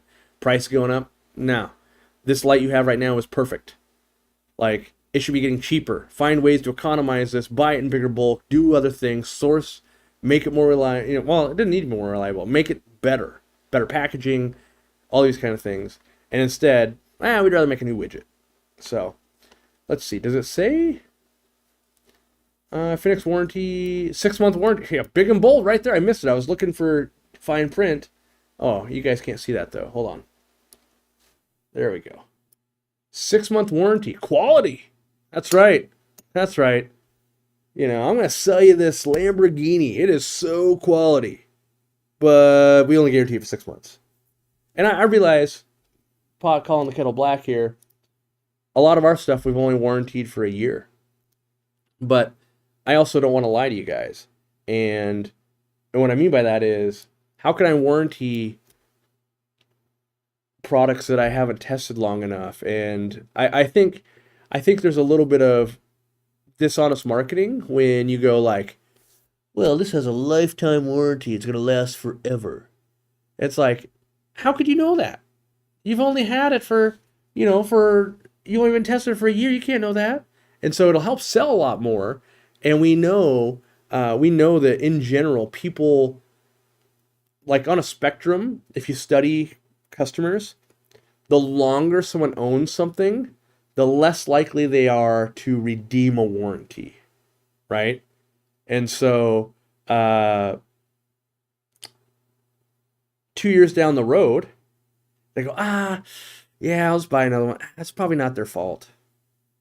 But the reality is, like, we should be making lights that can last a long time. And I will say it was very it's been very difficult for us, right? Because we can find these night crew lights and the Higer lights and things on Amazon, and you're going, how can they have a 4-foot light for $32? Well, they don't have any customer service. There's no warranty. It's not water resistant. It doesn't do this. It doesn't. The biggest thing actually is the amount of light. It's really not putting out most of them are putting out fairly low levels of light, but proportionally though, that's still the problem is at $32, if it does half as much light as ours do, like, well, you could buy 2 of them and that's only $64. But I really think we had to basically make the decision, like, we're not trying to sell to that person. We're trying to sell to the person that wants to make sure it's safe. Their cat could knock it in. Their toddler could knock it in. It's not going to get too hot. Like, I don't like it when I reach over a light and I burn myself. All the things that I like a longer cord. I like it easy to use. I like it to be blending in as much as it can. I want it to be high light if I want it or low light if I want it. And I don't think we can make a product that would satisfy the light that Corey wants, and it's also $40. It can never, it can never be that. And so that's when I double down on, I want the light that when people say, yeah, money no object, you buy this light, right? Maybe not money no object, because maybe you'd buy a $2,000 light, but I basically want to make a light for Dean. If Dean goes, oh yeah, this is a light, I just use this, never have a problem, that's what it is. That's what I wanted. Because Dean is a consumer like I'm that consumer of, like, I just want to buy it once. And I want it to be variable. I don't want to have to go, oh, these are my Tuesday pants, that's my Wednesday pants. It's like, no, just I buy one set of pants. Good for all occasions. Isn't the 3.0 everything you want? Definitely not. It's the best light on the market right now. But when I started selling the Fluval 3.0, it was $174.99. It's now $239.99. They run into production issues where I can't get it. They have, when they updated their app, lots of people had broken lights. So that wasn't great. Having used the 3.0, I learned what some of the pitfalls were. The pitfalls were, it's very difficult for you and someone else to share settings. Right? They should have made it really easy. Like, think of how good of a marketing idea is this, right? And I pitched this to them. Why not? I think I've got another iPhone right here. I could probably bring up my settings. I still have Fluval on here? I don't even know if I do, because I use all, let me see. Wow, I don't even have Fluval app on. I don't even have the Fluval app on my phone anymore. I only use cost out timers. But what I wanted was, you open up your Fluval app, right?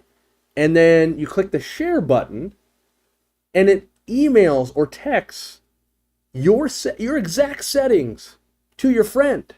And they go, ooh, load that into my light. That's what it should have been doing. There's so many things they should have been doing, but they're not. If the app is a mess, you're damn right it is. Most people don't know the features. They don't know that you can pair lights together so that all of them you can at least, control them all at once. The app gets slower and buggier the more lights you have in. And there's, like, in our warehouse case, we have 100 lights running on an iPad, and you want to, adjust them, and you're like, okay, the naming convention, it's a nightmare. That being said, it's the best light on the market right now, in my opinion. And so I wanted to make it, so we're going analog, baby. We're taking all that crap out of there. We have a remote that's on the light. And what's this going to allow? Instead of having Bentley Pascal, if you haven't checked him out, you should. He's got tons of videos on the Fluval 3.0 and how to min-max that thing and do all of this stuff. Because it takes, 7 videos to learn how to get all out of that light. Instead of going, okay, well, I want you to run your whites at 62% for the first 2 hours. Then I want them to go up to 79%. Then I like to see a nice roll-off for the rest of the day. Now we're going to start talking about the pinks and the reds and the blues and the other off-whites. And you've got this crazy spectrum on there, right, with all these different touch points by hours that no one can relay to another human being without it taking a screenshot and then trying to decipher. So instead on our light, it's a button. Oh, let's dim it down. Ooh, let's dim it down. I think there's 7 total levels, and that means it's going to be real easy. Oh, you have these plants using Easy Green fertilizer in this 30-gallon tank. Oh, and you run it on setting 4? Well, I could do that, right? And I think they missed a big opportunity there to really, really improve upon what they're doing. And, yeah, and they're... I like simple. I'm not techie at all. That's another big demographic. We saw that too. I looked at it and go, could we do better technology than the Fluval light? Probably. Would it be enough to make people do the switch and all that? Probably not. Would we spend insane amounts of money upkeeping that app and trying to make sure it's compliant with every version of Android and iOS? Yes. Or we just make a light that works with the Casa timers, which I love.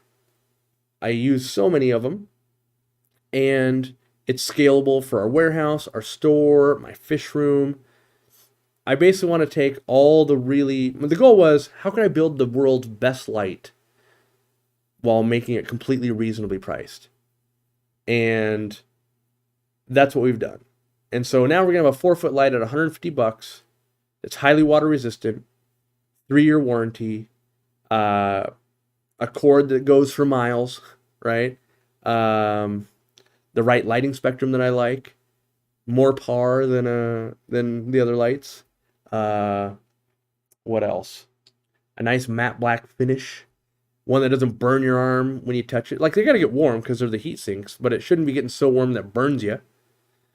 It's not like the Finix Fuge Ray 2s and the Ray 2 lights and stuff where the ballast would get so hot they could melt carpet. I'm trying to think if there's anything else that really matters. We don't have a thunderstorm mode. We don't have, sunrise and sunset modes because I don't think people actually really utilize that. And don't get me wrong, I do. Maybe my bedroom aquarium would. That being said, a guy that owns 300 aquariums, I have use for one. Right? So, and 299 other ones I have no use for it at all. So I kind of lean towards that. Yeah, so I wanted to make it easy. I wanted to make it so people can share the information as easy as possible and bring that price point down. It's still the best. Fluval 3.0 is still the best light on the market for now. Will the light retain its memory if it gets unplugged? What do you think? Wouldn't I be complaining about it if it didn't? Yes, it will. Um, yeah, I mean, we've torture tested this thing. It so for what I can, obviously I'm crazy biased. I worked on this thing and I made the best light that I think is best, but I honestly believe it's the best light. If I didn't, I would change something about it. I could literally make this light $1,000, $10, every option in between. Everything's on the table. You're just checking boxes and testing, and I can have it do anything. But when you start having to make the decisions of like, well, do you want Bluetooth or do you want infrared? Okay, well, you want infrared? How do you want to do the dongle? Do you want it to be a stupid dongle like Phoenix has? Like, no, those things are stupid. What about a remote? Do you want a remote with the IR? Oh, but then you got to sell replacement remotes and batteries. Oh, and they can't get wet, and they have a terrible range, and the settings that are on there don't make sense. All right, you want to go Bluetooth with an app? Okay, yes. What about Wi-Fi? Ooh, that's an extra module. Like, okay, what else do you want to do? And so I can make a light that could do everything always, and it'd be $1 billion, and no one's going to have it. Or I can build one that everyone's going to want and use, and it's going to be this like the Honda and the Toyota Camry of lights, of like, yep, it just does what it needs to do. Not going to have every bell and whistle to it. What are the presets? The presets, the only things it does: on, off, blue light, the nighttime mode, right? So that's, you got I don't have one on me, but if I did, you'd see it has a button that says mode. Those are the 3 modes. And then it has 2 buttons for up and down. Light intensity, light up, light down. And it has steps. So that way, it's like, for me, it's a real pain. You want to set up 10 aquariums, which I do from time to time. I got to get in the app and like, okay, let's try and save this. Ah, damn it, this one didn't save. Hold on. Okay, we move them down. Oh, that one went to 46. No, 50. God dang it. And so you work on all those apps. Then I got to sit there and I got to schedule each one, right? I got to go turn on at noon, off at 8. Next one, turn on at noon, turn off at 8, right? Or what I like to do instead, set up all my lights like I will when I get them. I'm going to go, yep, I'm running all these at 3 clicks from the top. 1, 2, 3, 1, 2, 3, 1, 2, 3, 1, 2, 3, 1, 2, 3. They're all plugged into power strips that go into my Wi-Fi, Casa Wi-Fi, and I go, ooh, watch this. Let me schedule that. Oh yeah, one did 12 lights, great. All right, and then, ooh, I'm gonna map that to my whole fish room light. So with one button, whole fish room's on. One button, whole fish room's off. Right? And I can do that remotely, by the way. It's not like the Fluval thing where it's like, well, we got to be in Bluetooth range, right? The amount of customer service we've had to do where it's like, the app doesn't work, it's not doing a thing, and then you're troubleshooting. Oh my gosh, the user doesn't have their Bluetooth on. Or, oh, they managed somehow to take authorization away from the app. So I love the light app, but only running 5 lights. Awesome. The good news is, here's the good news. If you love the Fluval 3.0, there's a billion stores that are still going to sell that, and you could totally keep buying them. But we'll have an alternative for you. So really, your options are only going to get better. Now, you won't get the ridiculous, hassle-free Aquariumcoop guarantee where if you buy a light from us and it breaks, we just have you prove it through a little video real quick, and we send you out another one. Most other retailers aren't going to do that. However, I'm sidetracked because Bob's trolling me. Every time I say right, you take a shot. I'll get you drunk, right? Right. What is that? It's from Groundhog Day, isn't it? Ned? And then like at some point, right. That's right. Now you're all drunk.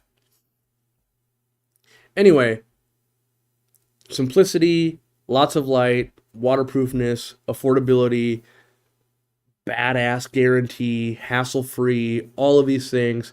A box that you can, use as an anti submarine thing or anti-tank thing. Like, these boxes are so burly that I'm gonna be impressed when we get one in an L shape, because we ship out Stingray lights, and you know how they're thin? Somehow, like, one of the shippers will drop like a Chevy big block engine on it that's going through the same postal system, and the customer will send us a picture like, the light is in an L shape. And then we go, ugh, all right. We send you out another one, and we always tell you, by the way, just bend that thing normal. It's gonna work fine, but we're not a company that's gonna charge you money for something that got bent in half. So you end up getting 2 lights for the price of 1. Those things end up working for a long, long time, and it's a great deal for you. Terrible deal for us. Like, we take such a beating. Yeah. By the way, just heads up, Phoenix lights are going up for everybody by 10% in November. Yeah. Not because of us, by the way, just because Phoenix is raising the price. So just know that that's going up, and so we're going to be laying off like mid-November. We probably won't be ordering any more Fluwell lights or Phoenix lights. I mean, don't get me wrong, if ours get delayed, we're going to keep selling them because we have to. We can't just not have lights. But our goal is to transition to the one where we can control the destiny. If there's something wrong, we can fix it in round 2. If we just find something to make it better, we can fix it in round 2. Whatever we want to do, we can do. Burly Box was my nickname in college. No doubt, Rico Stan. We're going to see Corey building a stand from light boxes and 2x4s. Wouldn't that be something? I mean, I don't have any in here. I wish it's stupid thick. It's because I always said that's what I would do. I was like, I don't understand why they wouldn't. It doesn't cost that much more. It's like 20 cents more on a $150 product. 20 cents more to have the world's strongest cardboard. Like, why not? Makes sense to me. How much do you think I should sell a handful of Java Moss? Depends. Is it like, if you were to, condense as much as possible, is like a fistful? If that's the case, then this is just a solid mass, like $20. If it's like, it's just like a loose handful, maybe $5.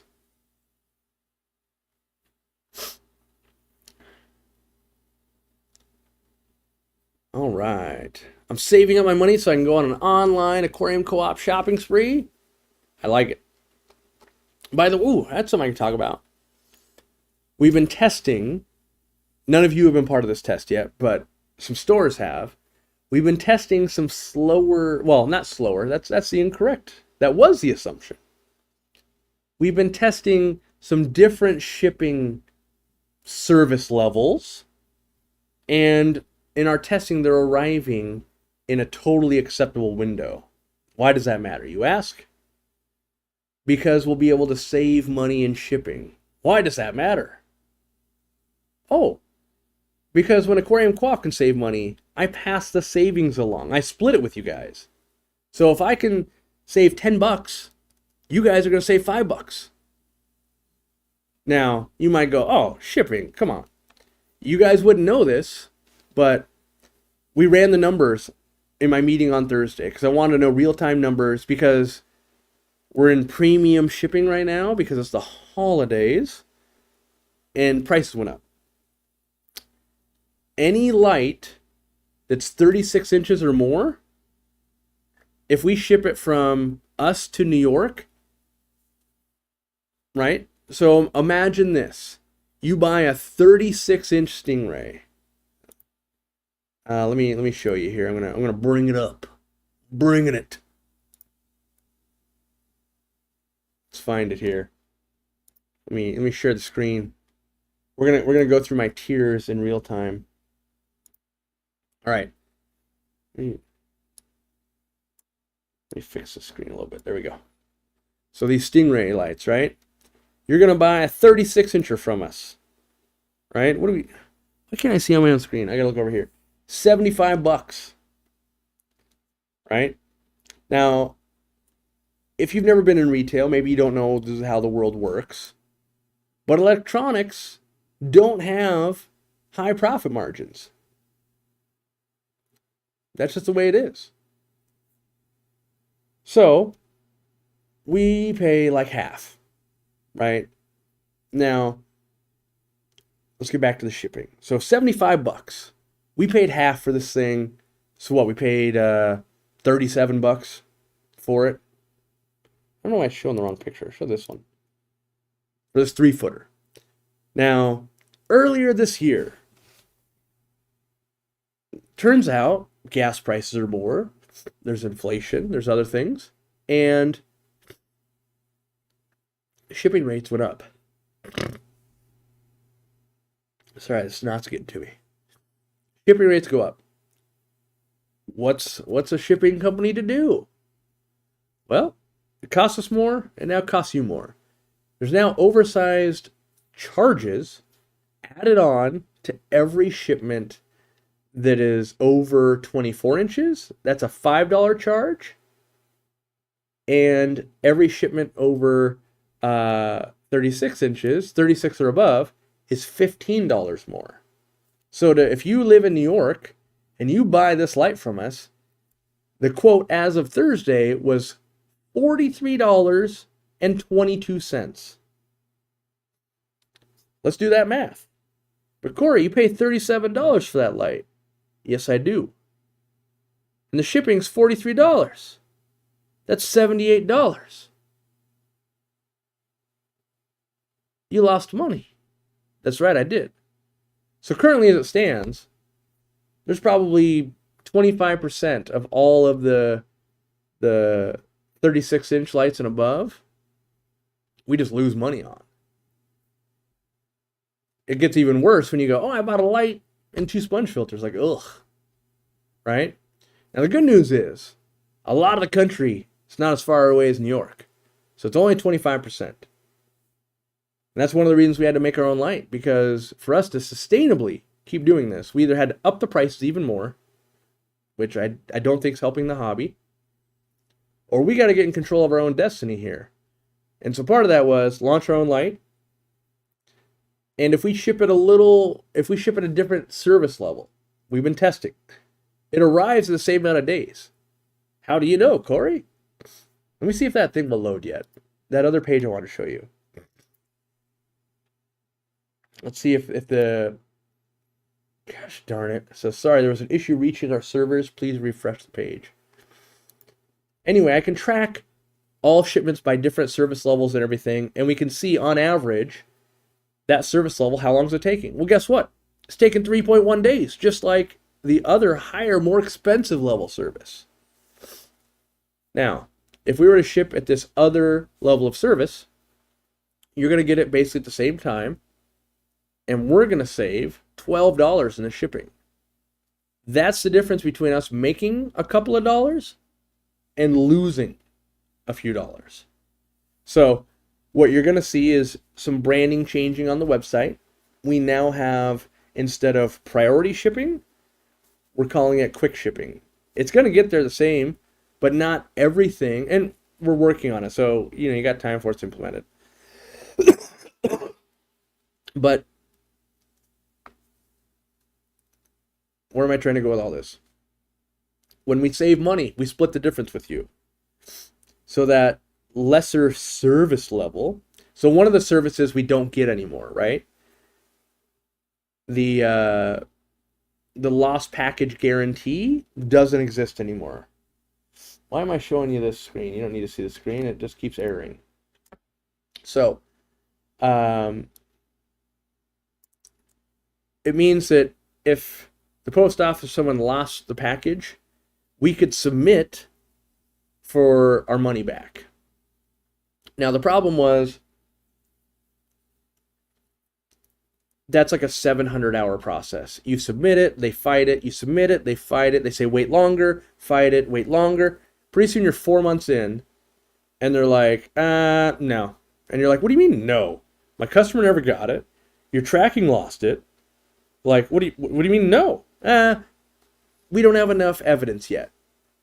Submit more evidence. You're like, how can I submit more? You've got all the emails from the customer. We've talked to the postmaster that was there. We've got the tracking numbers. We've got the receipts for paying for it. We have video of it going into the box because we record every one of them. Insufficient to rule at this time. So we're going to lose, we lose that ability that we never took advantage of because they would fight you to the death. And so, yeah, we don't really lose any of the benefits, and we're going to save a little bit of money. And technically, it could go slightly slower, but it's going to allow us to start shipping some products that we can't even ship right now. So one of the other benefits, we should be able to, over time, make it so you can order more than 2 battery products at a time, right? Because it does go by ground, which means you could order 3 or 5 auto feeders instead of only 2. So, Corey needs a cough. Needs a cough switch like on the radio so he can turn around and clear his head. Yeah, it makes for the better show. I mean, you see, I'm not just being a baby. I mean, I am. I'm whining about stuff, but I actually was sick, or am sick. Will I ever ship back to Canada? I expect someday. I hope. My hope is that we never ship internationally again. That's my hope. And instead, our products are just in your local stores. That's one of the, so as you guys know, I love data and I love watching things. We've been watching this unfold for years. And so we knew we had to get into stores. So we've already established that I lose money selling a 3 and 4 foot light in Phoenix. Now, when that turns to Aquariumcoop light, better margin, that's good. But then also, if we can ship a pallet of these lights to a store in New York, and you go to your local store and you just buy it, that's way better than $43 at a time lights moving. And so we know to continually satisfy you guys as customers and everything, we need to keep investing in ways that can make sure that happens, right? So instead of doing a flu vol and going, oh, it turns out our light's now $240, let's keep changing the way we do things so that we can keep that price point down. Because most companies go, oh, $43 ship a light? What if we just make our light $199.99? Still cheaper than flu vol. But I don't want to do that to you guys. It would be so cool to see Aquariumcoop lights at PetSmart in Canada. I just don't know if I can support them. Here's my problem with PetSmart. They'll discount things and ruin profit margins for every other store. I don't believe them to train their employees well enough on products. I don't think they're going to abide by the Aquariumcoop, just make it right every time guarantee. And those are the main ones. And that I just can't have that. I have to have it where, to truly be a good experience in the store, they've got to be knowledgeable and they've got to make it right if something goes wrong. Otherwise, you're better off buying from us online, right? Now, in Canada, that wouldn't be an option, but, and, I really think that's the path forward. The path forward is us working with stores and showing them there can be a good wholesaler that actually cares about your business and not just the next quarter sales for a CEO. I am the CEO. I actually care. At least for now. There'll come a day when I don't care, and I'll admit it. I'll be like, yeah, I'm checking out. I'm going semi-pro in the ping pong world. Sorry, guys. But for now, I wake up every day to make our products better, make you guys happier, teach more people, help more stores, all of that. Greg Jones. If there's someone that knows USPS, it's probably Greg Jones with my aquarium box. While you're in the chat, is my aquarium box still a thing, Greg? I looked like 8 months ago, and I couldn't tell, is this active or not active? But he says, USPS could look you straight in the eye, take a flamethrower to your package, and they would still deny responsibility. They're the worst. Kind of is that way. And in our experience, all the carriers are like that of like, look, no one wants to make it easy to have stuff get lost and replace it, right? Like that's, if they make it too easy, there'd be too many scammers in the world just going like, yeah, I ordered 10 lights and yeah, they never made it. And so you got your own problem, and I get it. So, I understand the challenges, but I also understand that, we spend $2 million with USPS, and then we come in and like, yeah, you lost an $80 package. I don't think so. I went to war with a fish wholesaler one time for over a year. We were one of their biggest clients. I suspect biggest, but one of their biggest. And they didn't have guarantees on their stingrays. And we ordered a stingray because a customer had wanted one. We usually don't necessarily keep them laying around. And it came in, it was dead in the bag. And as you guys know, at the time, I was doing unboxing. So you open it up, the video's right on it, and you go, hey, it's a dead stingray. Now, I didn't show that on camera to the rest of the world, right? I'm not there to smear businesses. Because things happen, right?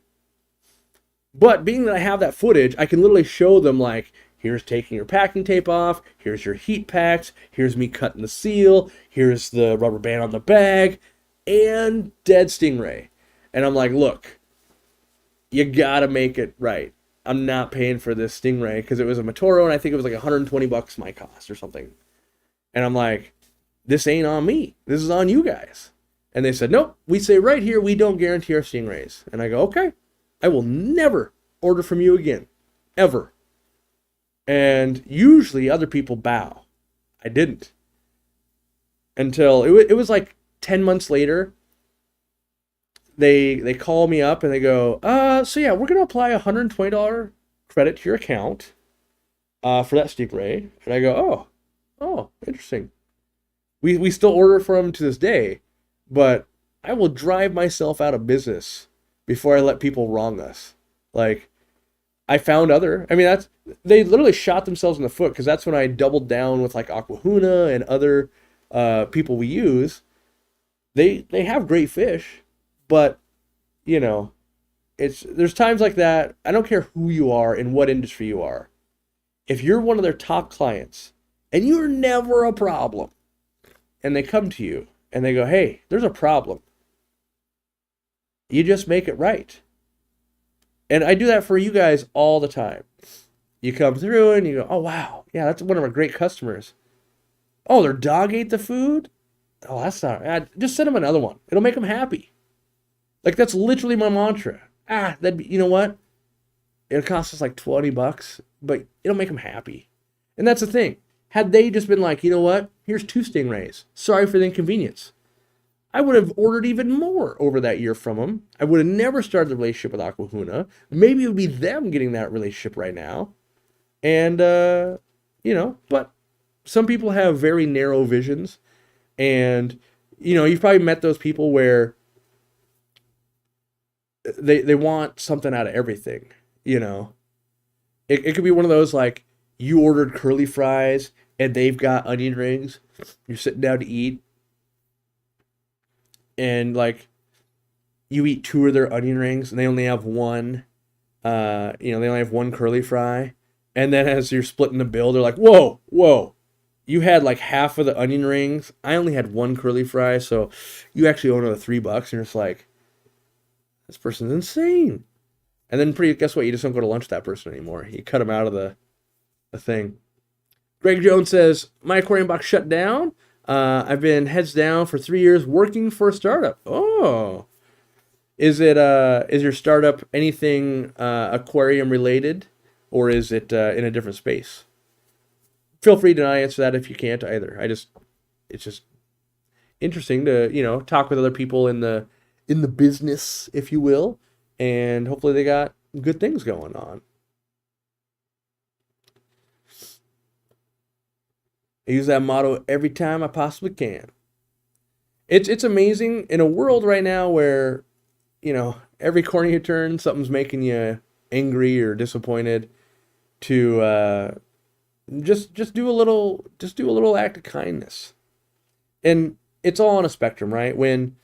If you're only making $100 a day at your local fish store, you can't afford to be giving away $20 things of food all day long. Of course not. But maybe you can afford to, like, maybe that $100 fish store, you're breeding your own cherry shrimp at home.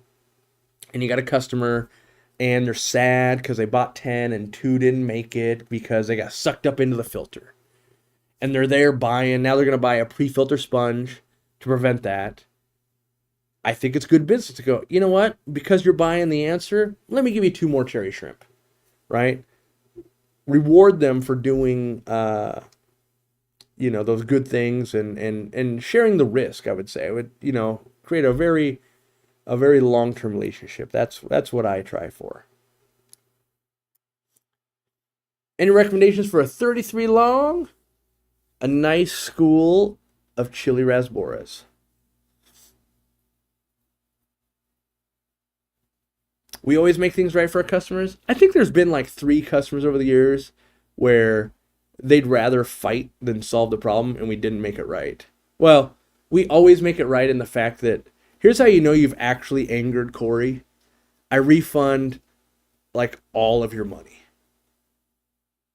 So you're like, oh yeah, I lost 2 cherry shrimp, and you might come in asking for something crazy, like, so I'm gonna need 12 more, and you're gonna have to, you gotta drive them to me and do all this, that doesn't really make sense. But there's some people that are just looking to argue, and so then I go, oh yeah, all right, well here's your $197 back, and we would no longer like to ever work with you again. And they get all, and it's like you've pushed me and the employees beyond what's reasonable here. There was an accident. You're at fault. I realize you don't understand that. We've tried to make it right in these other areas that seemed acceptable. You said that wasn't acceptable. And we don't want to continue doing that. So here's all of the money back. Keep everything. Good luck. Usually, most of them are like, well, no one else is doing what you're doing. And I go, yeah, I know. But we can't work with you. We've already proven this. That's unfortunate. I don't know what to tell you here. Because once you get to that point, it doesn't, we know that we can't really go back on it. If you're screaming, racial slurs at our employees and doing stuff and it just, being an unreasonable human, I would much rather spend the money to go gain a new customer that won't be disgruntled towards us than continue to appease someone like that. Greg Jones says, non-aquarium related startup. We'll tell you the story next time we cross paths. Sounds good, buddy. Little sorry to see you're out of the aquarium thing, but I have to imagine, well, and as I watched, that my aquarium boxing was quite a grind of, let's prep 6,000 of these, like alder cones 6,000 times, insert 6,000 times. Oh, this filter 6,000 times. It's a grindy process. Does anyone return stuff to the dollar store? People return stuff to the dollar store. Also, the amount of stuff that's stolen from a dollar store would blow your mind. And it's not for the reason you think. People, like, in general, like you might have someone that's homeless, right? And they might not even be allowed to shop in a normal grocery store. Maybe it's, maybe they're going, you're not cleanly enough, like whatever the reason, right? And I'm not passing judgment. I'm just saying they might not be allowed to go into a normal grocery store. So they're shopping at the dollar store. Now that person might be starving, literally starving, and they don't have money. They might be stealing food, right? And that gets its own moral dilemma of like, man, stealing for food for you or your kids, it's really hard for me to put blame on someone like, oh, your choices are death or theft. I have to think if I was in that situation, I would choose theft over death. So, moving past that, but that's where you can actually see kind of high theft rates at the dollar store and return rates and things like that. And what happens at the dollar store that doesn't necessarily happen at other stores, you might buy 50 of something. You go, hey, I need 50 sets of bubbles. right? Because you're having a get together for your daughter's 7th birthday. And then it turns out, we're going bowling instead. You'll have someone walk back and be like, I need to return 50 things of bubbles. So, yeah, retail and just human beings in general, fascinating. If you ever want to explore reading books and just studying humans, we're the most complex creatures that make no sense at all. But it's fascinating to try and make sense of it all. Does anyone use Sludge Destroyer for their turtle tank? I've yet to see a Sludge Destroyer type product or a liquid gravel vac type product that works the way it claims. I've tested a few, even on video, and haven't gotten the results. I would love to have one that really, really works well. And maybe it's just the way that I keep fish, that I never have the bad enough conditions to where it would thrive. But maybe we're all that way in our aquariums. I don't know. On a biological level, I understand how it would work, but I haven't seen it play that way out in practice. So, yeah, I don't have a recommendation for you because I haven't seen it work well.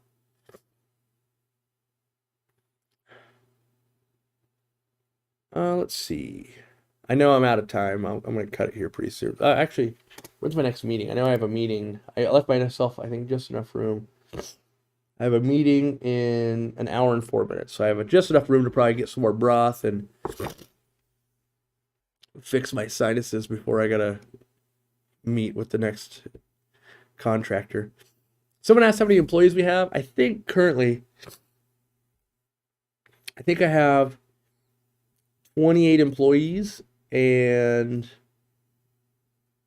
4 or 5 contractors. Some of that's like the web team, some of the social media team, some of the newsletter team, another web team.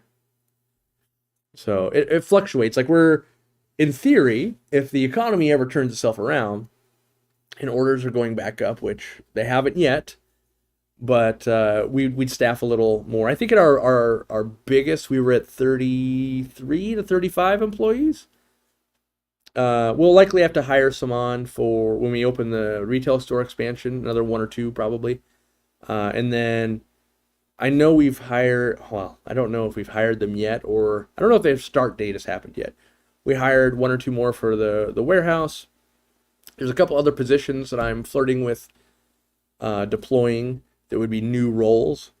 So there's always ebbs and flows coming and going. What are we, focusing on and not focusing on, or what's growing and what's receding and all of that. So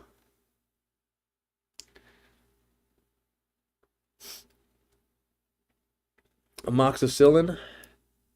Yeah, I'm a guy that usually doesn't take meds if I can help it.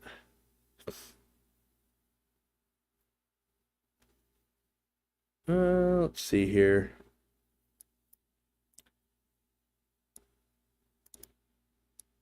Mucinex? Yeah, I think we've got some downstairs. I just haven't taken any.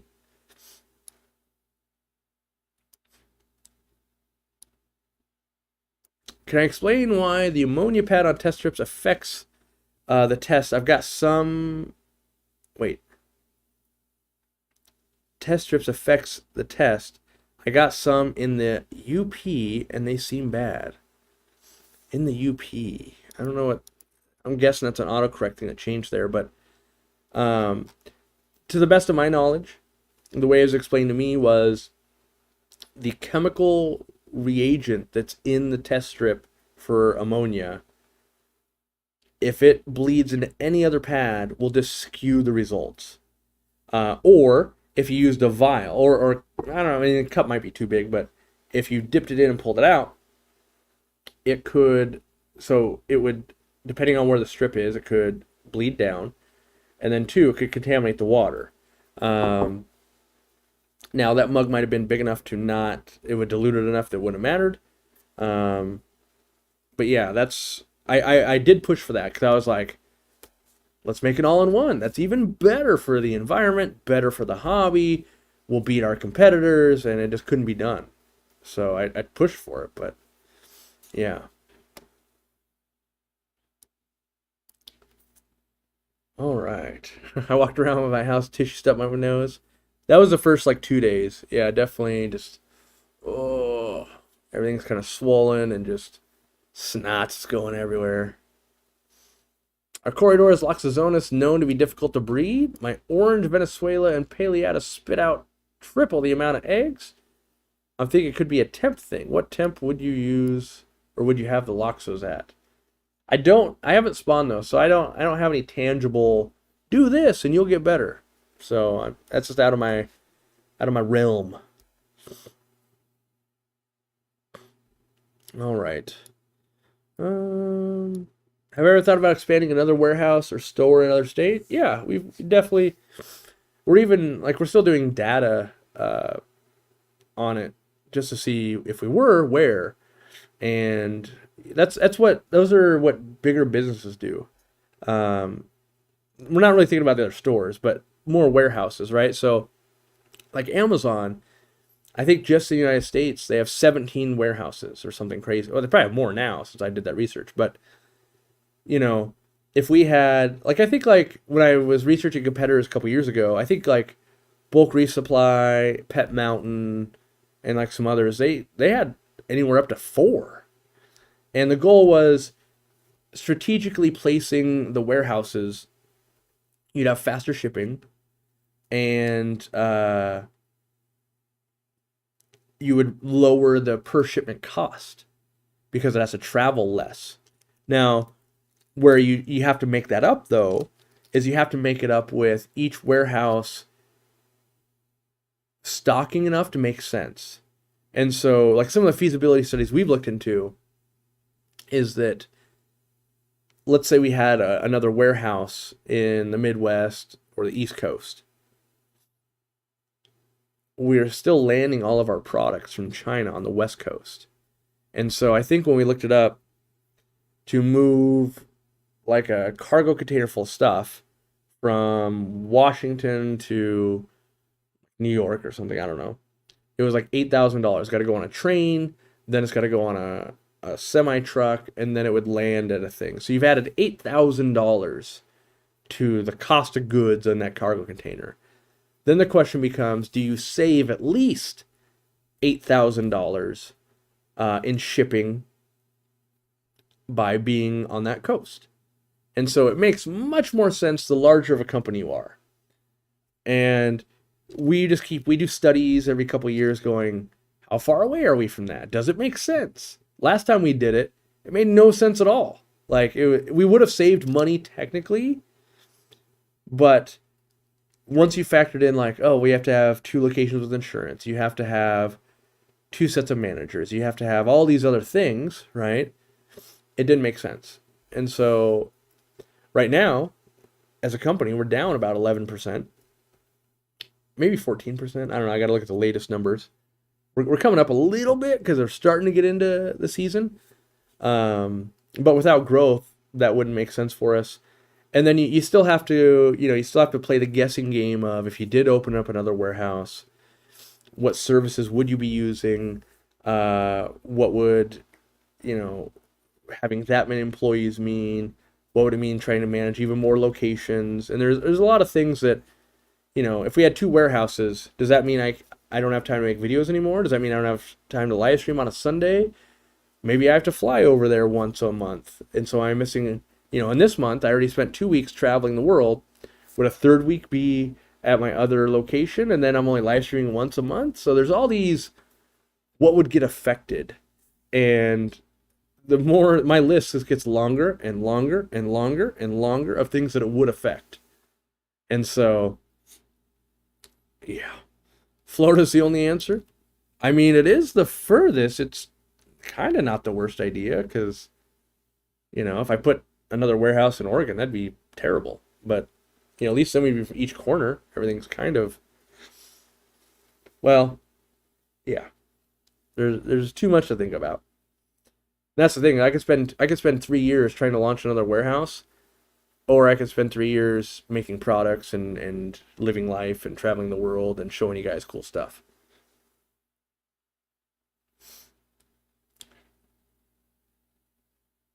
All right. I'm trying to find like one more question I want to answer before I call it. Talk to me about food. What's the best food? What didn't you like? And what fast, slow, good, bad, or etc. Mmm. Trying to think of what the best food is. Here's my most honest thing I'm ever gonna say right here. I kind of think the food I love the most is from a company I hate, but I really love Tetra Color crisps because they're in that round little disc and they can go in an auto feeder, and so many libraries and stuff love it. That being said, Tetra makes me want to pull my hair out. I don't like them as a company. I don't like the moves they're making. I don't like the fact that they serve me with cease and desist letters, that kind of stuff. But that food's not super high quality, but it's cheap. I like the form factor. I like the way that it hovers on the top really well. But I feel like I can't support them. Knowing what they do to the small, knowing that they don't care about the hobbyist, in my opinion, and knowing that they don't care about, I mean, literally the sales rep goes, we don't care about a store like you. We care about Walmart, stuff like that. So, and they're part of I'm going to start calling them the Borg. They're part of the Borg corporation that owns everything, because the same corporation, Spectrum Brands, owns Tetra, Marineland, Aquarium, some other stuff. I'll leave it with one last story. So one kind of cool thing that happened. Well, I don't know about cool. Tip of the hat, maybe. While I was away, we did get an email, and we were approached by the company, the investment firm that bought bulk resupply, Aperture, and what is it called? Apex. And they wanted to start a conversation. They like what we're doing. And I told them, not interested. Not interested in selling. And they're like, oh, well, we just want to start a conversation. And maybe you could talk with our social media people. Maybe you two could learn some stuff. And I said, no, I'm not. We're never, well, I can't say never, because you never know, but I have no intention of selling. I don't even want to hear the number in case I was tempted. I'm not tempted, though, because if I turn this over now to an investment firm that buys us out for a bunch of money, everything I've done over the last 10 years makes no sense. Like, what gets me up in the morning tomorrow to go to work on Monday and do all of that is making a better product, making the hobby better, and that kind of stuff. And I would have stopped doing that probably 2 or 3 years ago because we were successful enough, like pre-COVID, right? We're successful enough that I could just be, doing whatever I want to do and not being in the limelight at all. But instead, I'm doubling down on let's make a big impact and create a legacy for Aquariumcoop and all of these things that is more important than money. One of those things that's more important than money for me is like 1 million subscribers. So if you haven't subscribed yet, do me a favor, hit that subscribe button. It's free, costs you nothing, gets us closer to that $1 million, that million, or not $1 million. I wish I got $1 million when we hit 1 million subscribers. That 1 million subscriber button that I just want to put right there, But there's a lot of things I still want to do. So Gina's Reese says, the profit margin with Neptune systems is 30%. It's electronic. Electronics. I mean, I'm a guy that's manufacturing some electronics. It's not always easy. So on one hand, yeah. On the other hand, I'm like, I don't know. I feel like some of those products shouldn't be just 30%. Like maybe, that one, Yeah, that one's real pain to manufacture. But this thing, this is the probe. Maybe that should be like 50%. Um, but yes, so I even forwarded the email to a couple of the higher ups in my company just to prove to them that I said I'm not interested because my fear was that if I don't respond, then that investment company reaches out on LinkedIn or something to some other people, and I just want them to know that I zero intention of selling. I believe the way we built Aquarium Co-op, it's sustainable. It will continue to get better year after year after year, and I'm fully committed to making that happen and continuing that. Just like I want all my employees to help me do that. I want to provide for them and then help provide for us. And yeah,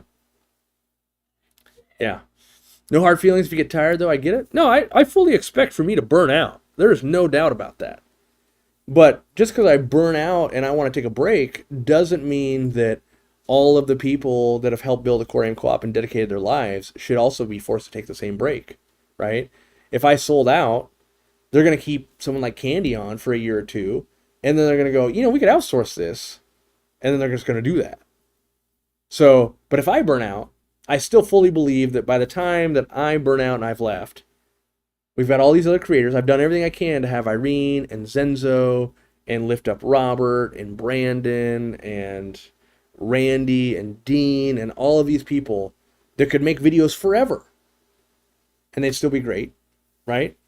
All of these people and all of these things have made this happen so that every day I try to make it less reliable on me.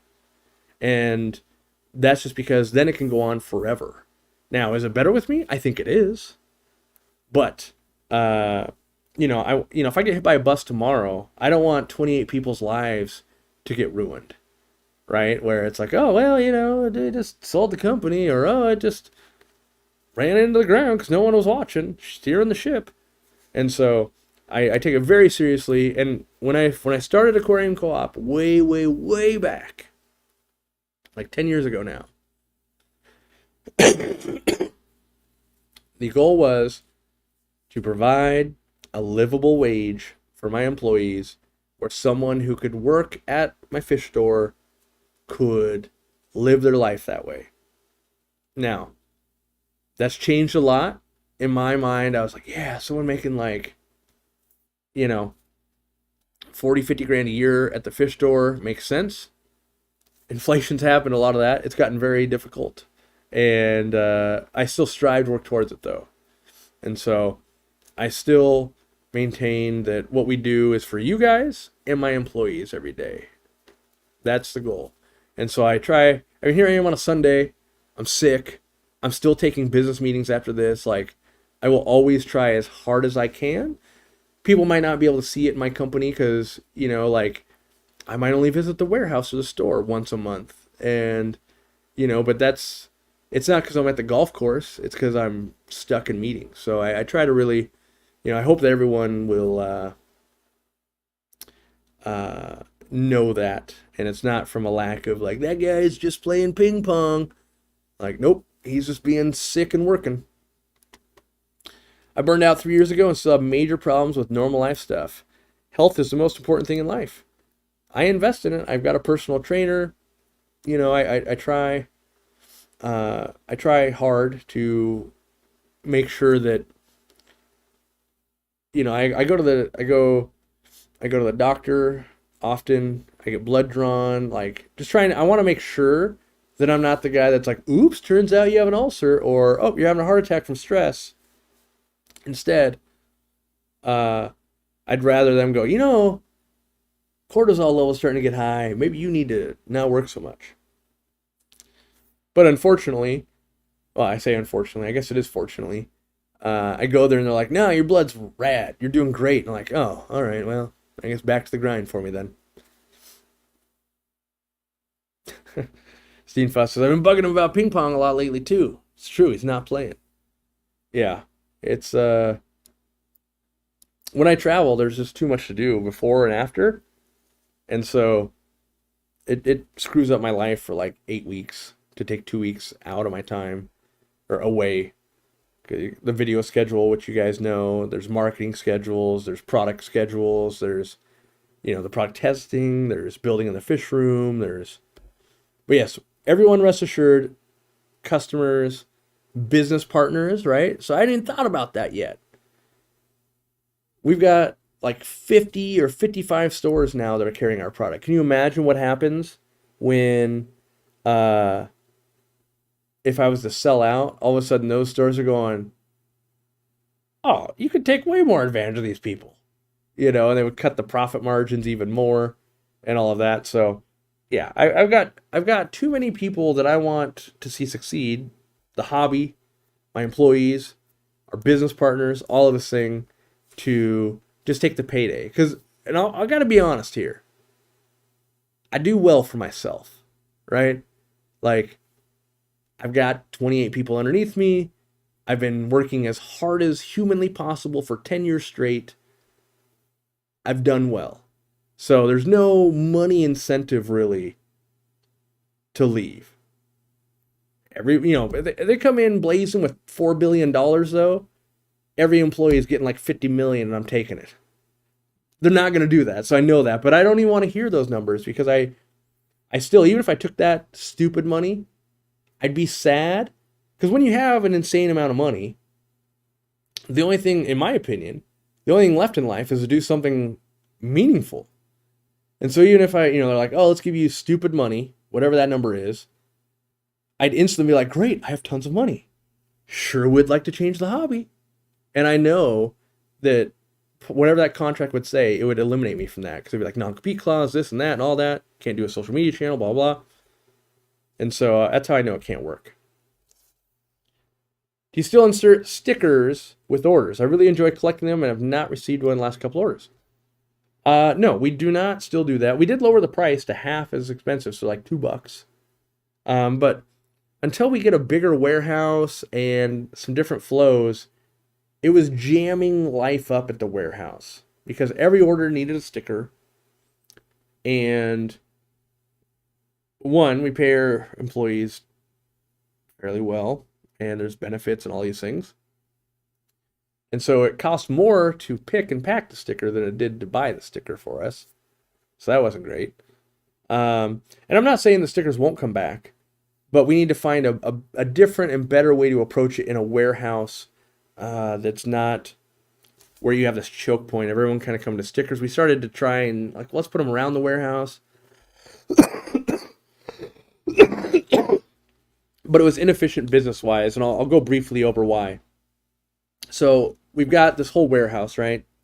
And we've got very sophisticated systems that can analyze how likely is it that you're going to order an Aquariumcoop mug, how likely would you order Easy Green, and how likely would you order ammonia test strips. How often are these ordered in combinations? And then it can tell us, lay out the products this way around the warehouse so it's the least amount of steps for the employees and most well utilized, right? The problem with the stickers is that it wasn't based on sales data at all. So any of these products that you would order,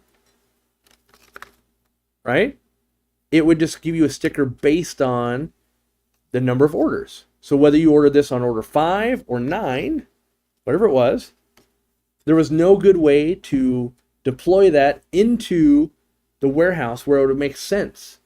Because order number 9 might always get, let's say it's a zebra pleco sticker, but it would have no relevance on anything you were buying. And so that's where it ended up costing us disproportionately, because every other product, we have the data and you guys are buying with intent. It would make sense. I think everyone can understand this example. If you're going to buy a sponge filter, it's likely you'll buy an airstone. It's also likely you'd buy airline tubing. It's also likely that you would buy a check valve and maybe an air pump. So based on the sales of all those things is where they'd kind of get laid out. And, so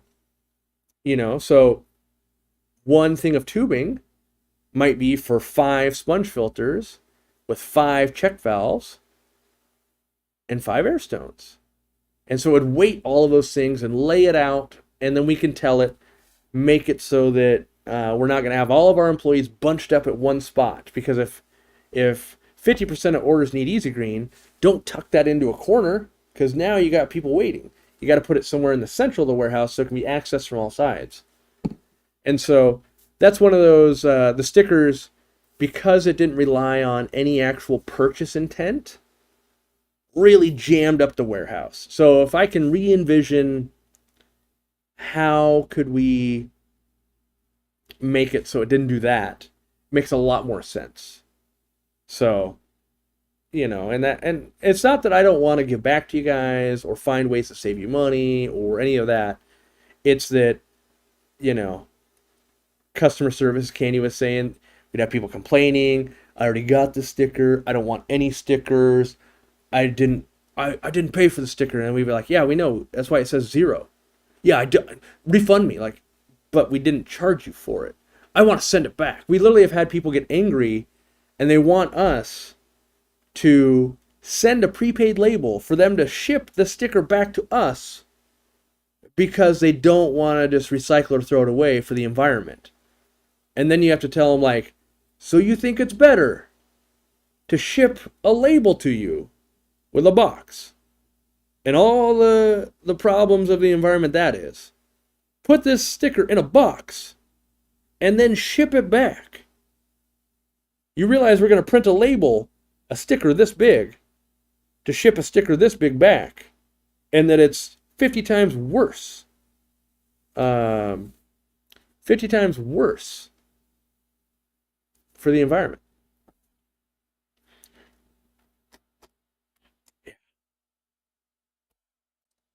Yeah, what? Don't want it? Give it away? I could pull these emails up, and Candy could too, of you can't even fathom the snarky comment that comes back when I shouldn't have to. Really? This, I feel like, did someone cut you off in traffic on the way home here? How'd you get to the point where your hill to die on is you're so angry about getting free stuff? Now that is very much the minority here.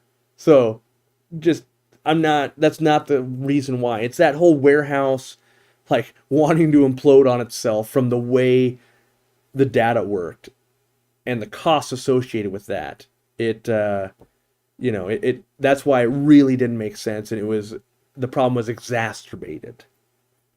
Yeah.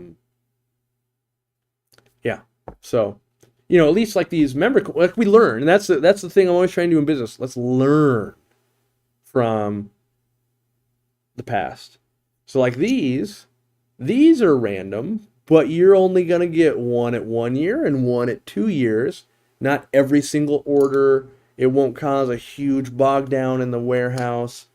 And it really just became, it was a problem that built on itself. It's almost like you had a snowball and you just you threw it and it got bigger and bigger and bigger. And so it's when we launched the stickers, sure, why not? Yeah, we could do that. It's just one more thing. But pretty soon you had, okay, well, I got to throw a sticker in the box. Oh, they were plants, a heat pack, oh, and a liner. Oh, and they live in California. Give them that hydrilla certificate. Oh, and they ordered a battery product. We need a sticker to put on the outside of the box. I'm trying to think of, and we need to advertise, maybe our membership or Aquashella event. That's another thing. So we were getting, some of these things were getting to 6 or 7 extra ads to the box. You could order one Easy Green, but all of a sudden, let's say you order an Easy Green and a plant, a 2-item order, and we pack 9 things. That's where it was getting out of control. And so we dialed back a lot of that stuff. You guys over the years remember, you used to get a little card that said hey, how's your plants doing? Let us know. We'll definitely make it right. That would have been that would have been number 10 of the things that go into that box just to ship 2 products. So we dialed a lot of that back and learned from it. That's what we did. So, all right. I'm going to go because in 35 minutes, I got to be ready for another event. Meeting.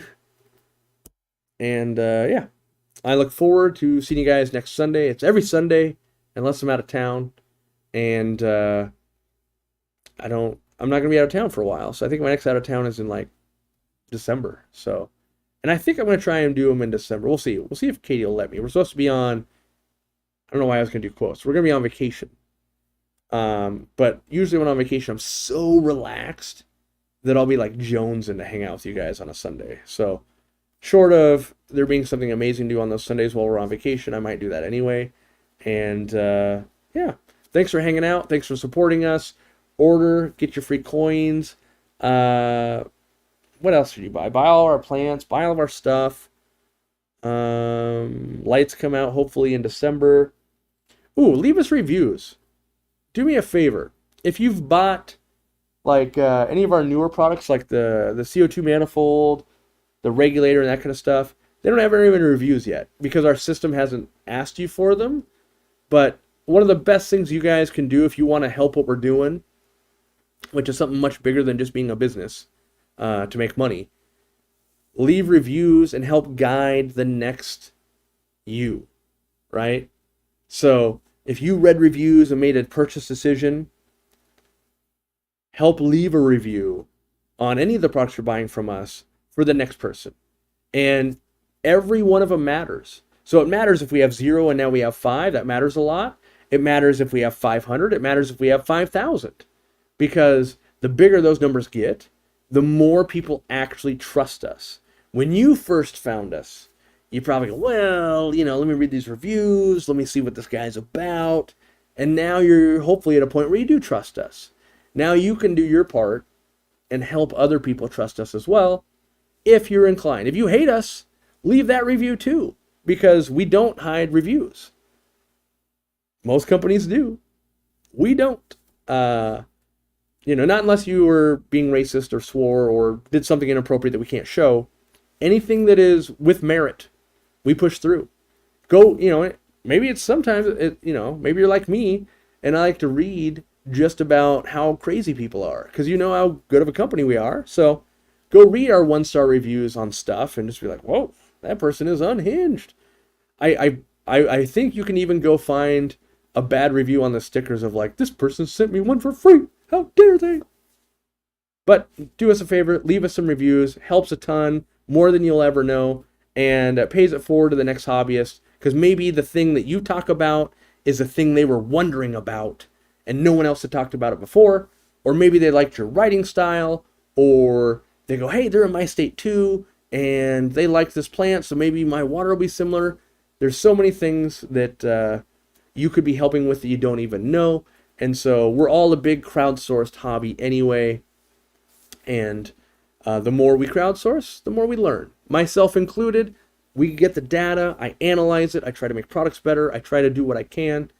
And yeah, even if your name's Karen, leave us a review. That's right. So I'm sure the world's actually pretty hard for anyone that actually has a name Karen at this point, and they're really wishing this whole being a Karen thing will become a thing of the past, because I'm sure for every Karen meme type person we know, there's 30 lovely people that are named Karen that wish they had any other name. So, all right, we'll see you later. I got to go rest the voice and get some more broth. See you next Sunday. Be there. Do your maintenance. Have your fun. Leave those reviews. Gotta go when I find the button, because I'm on the wrong page like I do every week because I'm out of practice.